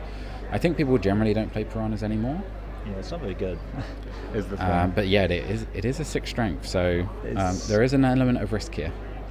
Although if piranhas triggers, like, who really cares? Although I say all of this in the context that they know each other's list, so you can know that there is a 5 strength ice in the list, and therefore you need your Armakura on that strength. Yeah, and piranhas, like, if it triggers and ends the run, okay, you haven't stolen any agendas, and they won't have enough money to do the combo, right? If they lose 5 credits, it depends on what they're trying to do. I'm assuming this one's trying to play double Neurospike, because Dupestad is 4 influence, which is incredibly expensive. So it is. So here we have a Klavetnik, probably not triggering this. We are popping him a virus. Yes, there is a 1 of them a virus in here. Wow, that's bad. All is not well. But that means that there's the 3 cards that are in the server are not going to kill. That's no way. True, yes. If it's a re-education and a Holloman, you can only get to 5 counters and score it. Okay. So you can't also kill with it. Probably no way to die right now. Yeah, John makes a good point that the getting the Armakura to 5 is in case there's another wraparound, you can then take the tag with Aracera's crew to lower its strength by 2 in order to break it slightly more efficiently than obviously using the Devil Charm for it. Now, there's no world where you crew this, right? What's the strength of it? It's a 3 strength barrier. Yeah.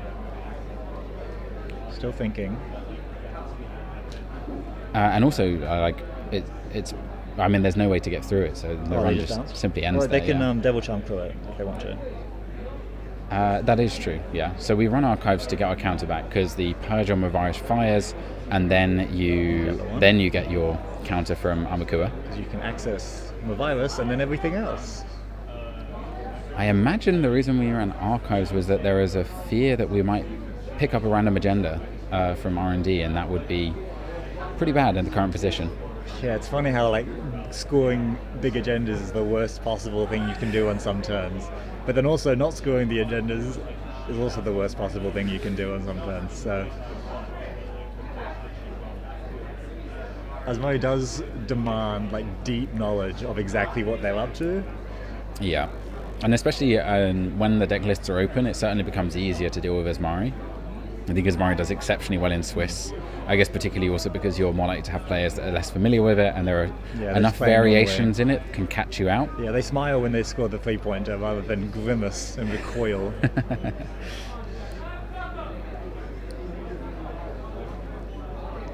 But yeah, the wraparound and the Mavirus are definitely tech changes to the deck in order to counter these kind of Anik decks that are rising up with a lot more virus around than they used to be. Yeah. When Lat was running around everywhere, it was a lot harder to play Asmari because Stone Ships being prevalent in every deck, and also Trick Shot just being Trick Shot. Trick Shot's pretty good.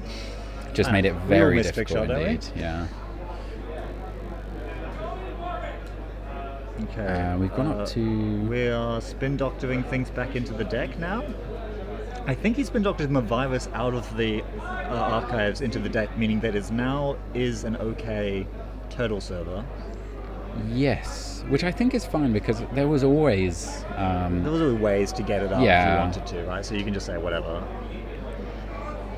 Mavirus is at 2, you don't really care about it until it's at 4. This way it's important because having the Mavirus in your control as the corp means that whenever they make a run, if they're relying on turtle, you can choose to go, this run ends now. And that's very, very powerful. Oh, so good. I mean, we saw it just there, like... And it's you just do it at that exact critical scoring window where you think they're going to try and...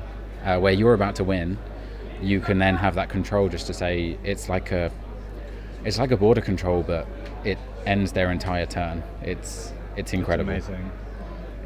It feels good too because you get to see the subroutines resolving on your ice, which you actually don't see that often. Yeah.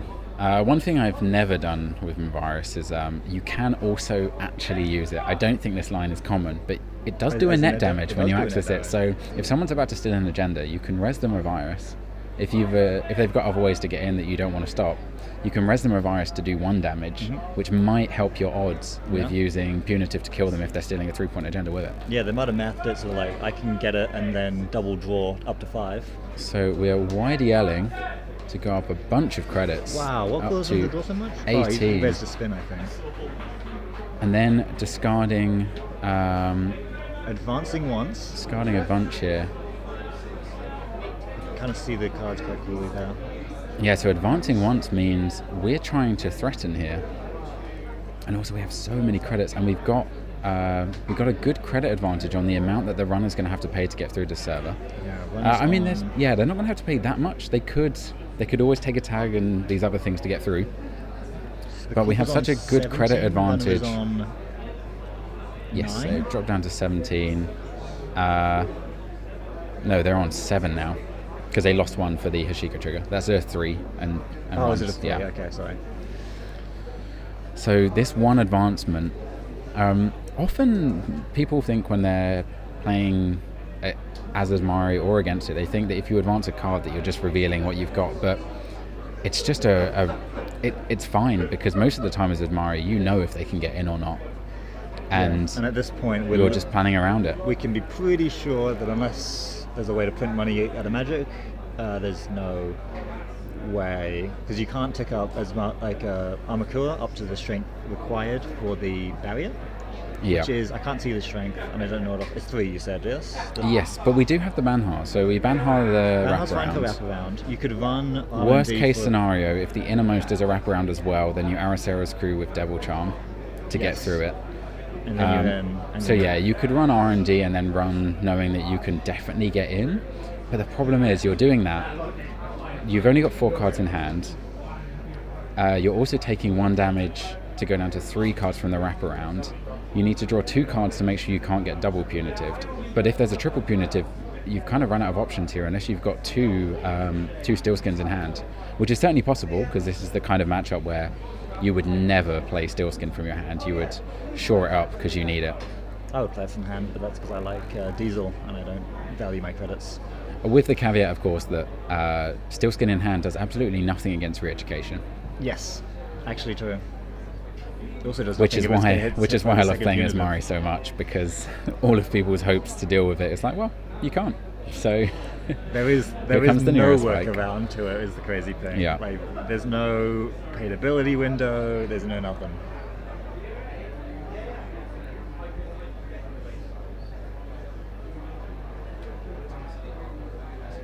So we've put the ban heart on that server. Actually, there is a paidability window with the newer Spike version, right? Not with the Dupestead version. There is a paidability window, yes. With Dupestead, as soon as they are about to place when they place the last advancement, if you've let them do that, you cannot do anything until they have finished doing everything in their priority, which can include scoring and doing the Dupestead damage. Yes, which kills. So we take the net damage. Taking net damage on. It is a light the fire. It's a light the fire. I mentioned it. It's a real I guess in this matchup, doesn't really do much. Yeah. It would no stop. defensive upgrades, right? It would stop the Neurospike, but It would stop the Spin Doctor. that's If you also just true. Play it, Yeah, I but- feel that's a bit more of a tech matchup for an Essa deck that's trying to do Sabotage Day. So we're well, taking we a know tag there's here agendas in the bin. There's still agendas in to the get bin. through. He's just been hit. Then there is a Meston Chester on the inside, so I assume That's about what we expected. we're right? now going to have to Devil Charm. Yeah, Devil Charm. Devil This is what Charm, pay goes 2, for. remove from game. It's a nice piece of ice to get out of the game. God, this combo is so good. Okay, and now there's a very humble looking server now, actually. But still a 7 strength barrier on the outside, which as soon as another piece of ice comes down in front of that, that's going to be an awful server to deal with. Yeah. And for now, Okay, see, the now difficulty Operation is Survive begins. the runner is down to 4 credits. They see the Holloman. They want to trash it, but if they do, it's going to be bad news for them, because having 2 credits left with 3 cards in hand and only so many clicks in a turn, There are more clicks. they though. are deciding to trash it. What click are they on? I think they've got 2. I think 3 they might more have run clicks. this was first their click, first so click, yeah. So actually, I think they're fine. Draw Almost 1, certain, draw right? twice. That gets them to the critical 5, and then probably just take a credit as last to threaten more difficulty for the punitive attack. Yeah. Not much. I mean, it goes to 3 credits, which means nothing, right? Because it's base 5. Yeah, but if they have to double or triple punitive you, then having 3 more credits in your pool means the first time they have to pay over. No, it doesn't. Because they're all base 5. So if they can't get up to 5, then no number of Oh, punitives yeah, matter. true. Yeah. So what do we do at the end there? Was it installed a... Kind of an install something, right? We're down to 0 credits. Down to 0 credits. What do we... Here comes the punitive. Maybe the last was just overdraw? I guess so. Well, where'd the credits go? Was it an event? I don't see anything. There Okay. goes 3 cards. Is any of them an Hardware. event? Is it an event? Here we go. Handshaking.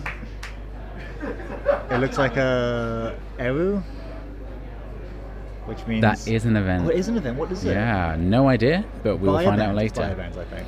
But that does mean that The second We're saved. punitive is not going to be doing anything. Well, Yeah. I mean, it will clear his hand, which is okay, but except that. Oh, in fact, I thought there were 3 punitives. There were not. there were 2 in hand. Yeah, I'm sure there were 3 in the list. yeah, for but sure. There's a 2 in hand. Here is a sudden commandment with a desperate hope to draw 2 and find a punitive off the top, and alternatively buy a click back. It is literally. Don't manage to it find did it. Not get drawn. Now, do you play the value punitive? Well, I don't know. Can this deck ever score out?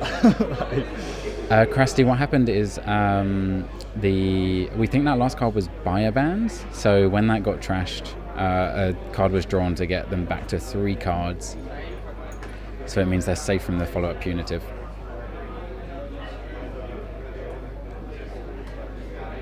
Oh, so we just let the Sun Commandment whiff.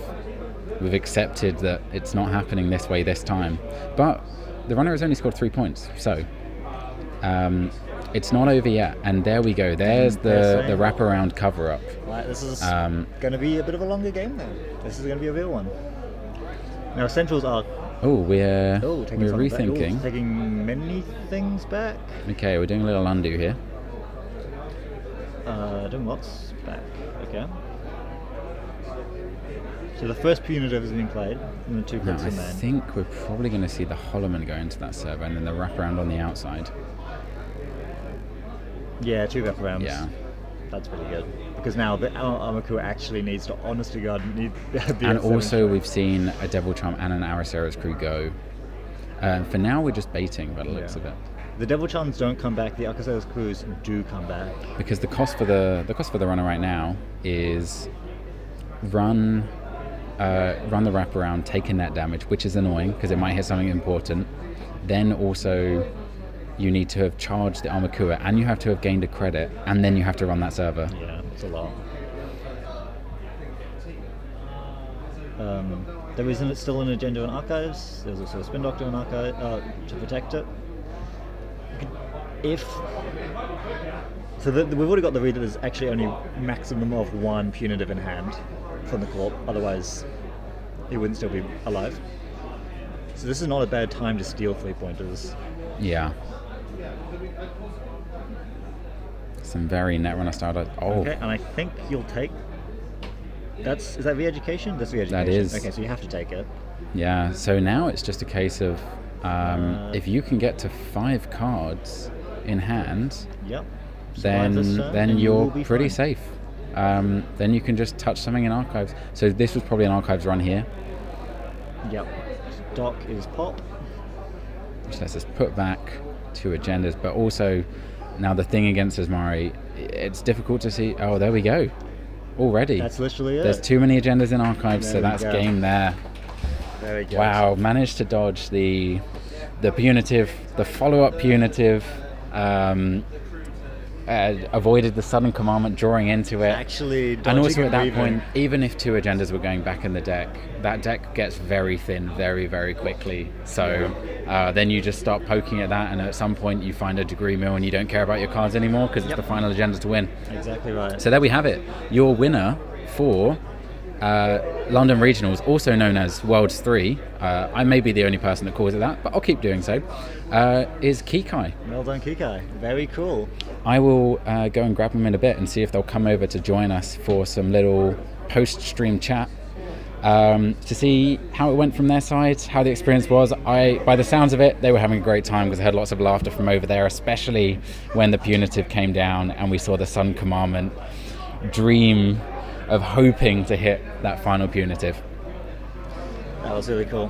That was masterful outplaying in some ways, like credit perfect in many cases, dodging the worst case scenario. Yeah. The final. This is the And the thing about Anakin Netrunner, was like, exactly what I needed. was We were talking- like, oh, I'm not sure I was about that, talking but it smack was about certainly Anakin. needed. Yeah. But it came in clutch. All right, I will I'll go let grab you them talk to and get them over.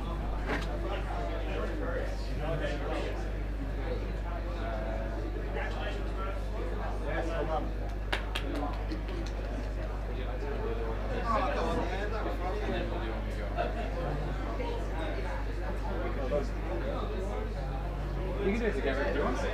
Yeah. All right, we've got both of them coming over together because they're besties by the sounds of it. So we can get rid of that now. Let's expand this webcam view a little bit, and let's invite on. Get in close. Our 2. Don't worry, you don't have to go too close to the mic to talk into it. Cool. We have our 2 finalists. We have Not Yeti and Kikai here. It was an excellent game. It was fun to see.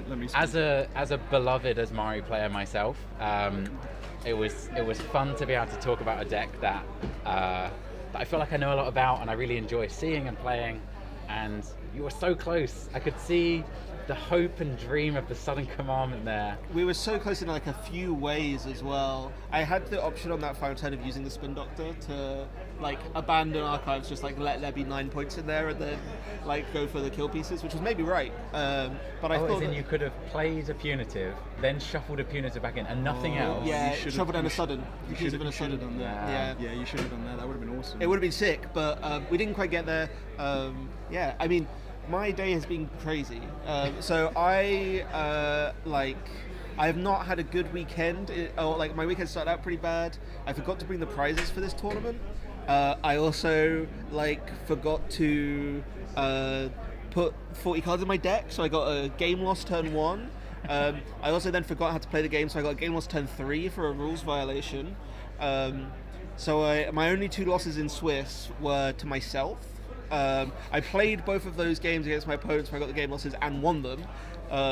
So that was like something, and I was just like the most stressed out that I've been. But around lunchtime, we got to round 3, and I'd had 2 game losses and 1 win, and I just decided that I was gonna make the cut. top cut, as you just decided. And so then I did, and that was really good. And yeah, obviously Ben and I are like really close friends and have played a lot of Netrunner together, so it's very funny to travel to play each other in the finals. And we've played that matchup, or a very similar matchup to that, down the pub a lot, right? Yeah, we played the yeah. Patchwork Crew Hosh into Asmari a ton.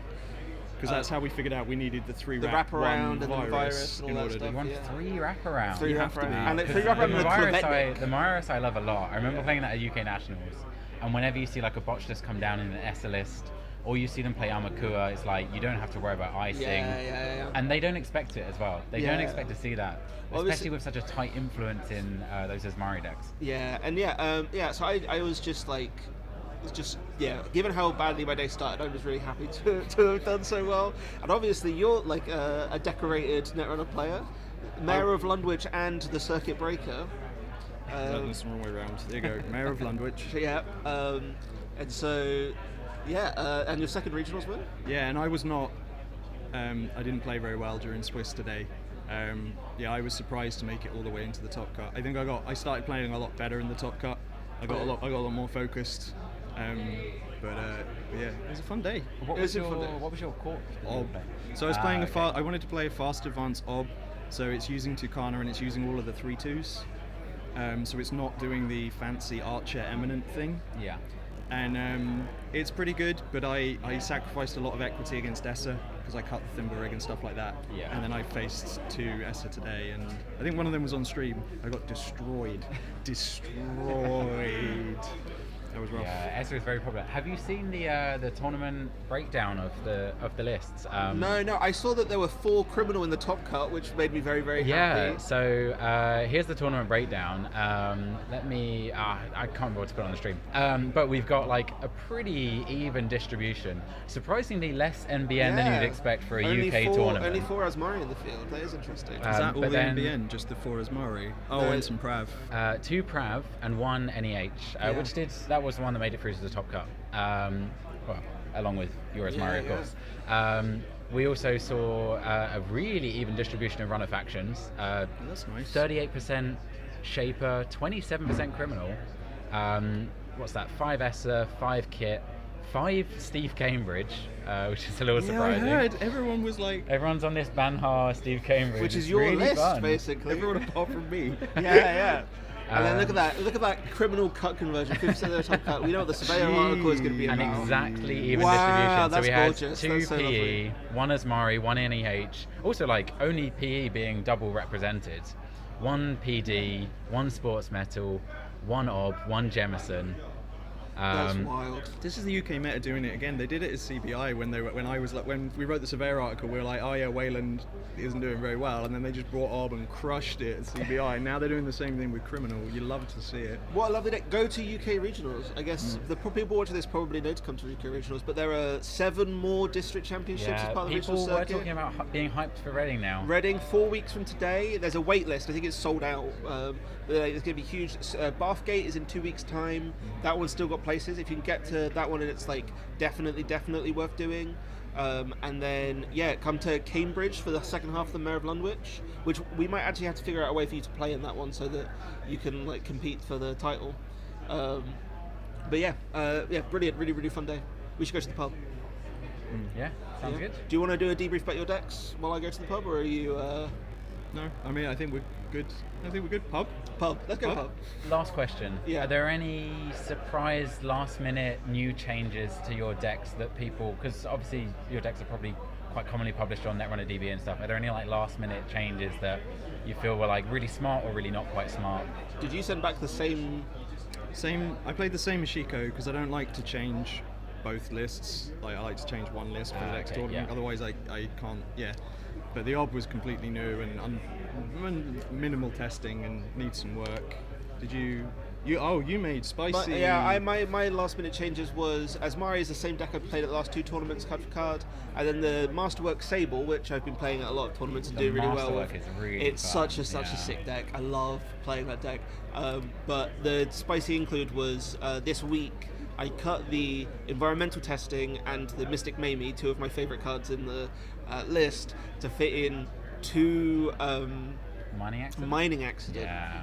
And that bad publicity carried me through some of the games. It's like dead in more matchups, and it is like game winning in more matchups. Like it's a much swingier card, so I don't know if it's going to stay in the list. Yeah, but I was guess with expecting the a lot class of act, you can always just bury it if it's like it's not really relevant. Yeah. Put it to the bottom. There we go. I played an ob game where I was able to like turn 2 doof double mining accident and trash every Sphere excavator, every powers that be, everything they hit the table. I think that was the one on stream. Yeah, and I like it was amazing. You can't like in the previous iterations I could never keep up with the assets. And particularly with Jatinho, Chesver is 2 credits for the whole turn, but mining accident with Sable is potentially 10 credits if you play 2 of them. Massive shout out to Jonold, who I met up with yesterday and did a bunch of testing with, who is a massive ob player and let me just play a bunch of ob games, and that's where I made the decision to stick with the mining accidents for this tournament. So that's been pretty good. And the really weird thing is, there were other people at the tournament today playing your. Or who had played my Sable and tested the mining accidents. I don't think anyone actually brought it. Oh, did they? They had tested it in advance, so it was new to me, but not new to a lot of people, I think, which is really kind of fun. That deck's wild. I love that deck. I literally every single tournament between now and rotation, I am playing. I'm sending the exact same list. It's so good. Cool. Well, thank you so much for doing the stream. Yeah, Everything's been It's brilliant. been good fun. I may be there in Reading. We look forward to it. I talked about it with someone today. I need to figure it out if I'm free, if I want to go, if there'll even be an internet connection. But we could always record otherwise. So I'll think about that, and I will definitely buy a long extension lead to make sure that I can make it work next time. But yeah, thank you very much for coming and having a chat, and enjoy your pub. Yeah. I will possibly be along there, but I might have to spend some time setting up this equipment. Yeah. So thank you very much for everyone watching. Thank you. And thank you for checking out the stream, and we'll see you around. Maybe I'll do some other streaming, who knows. do it. But yeah, see you all.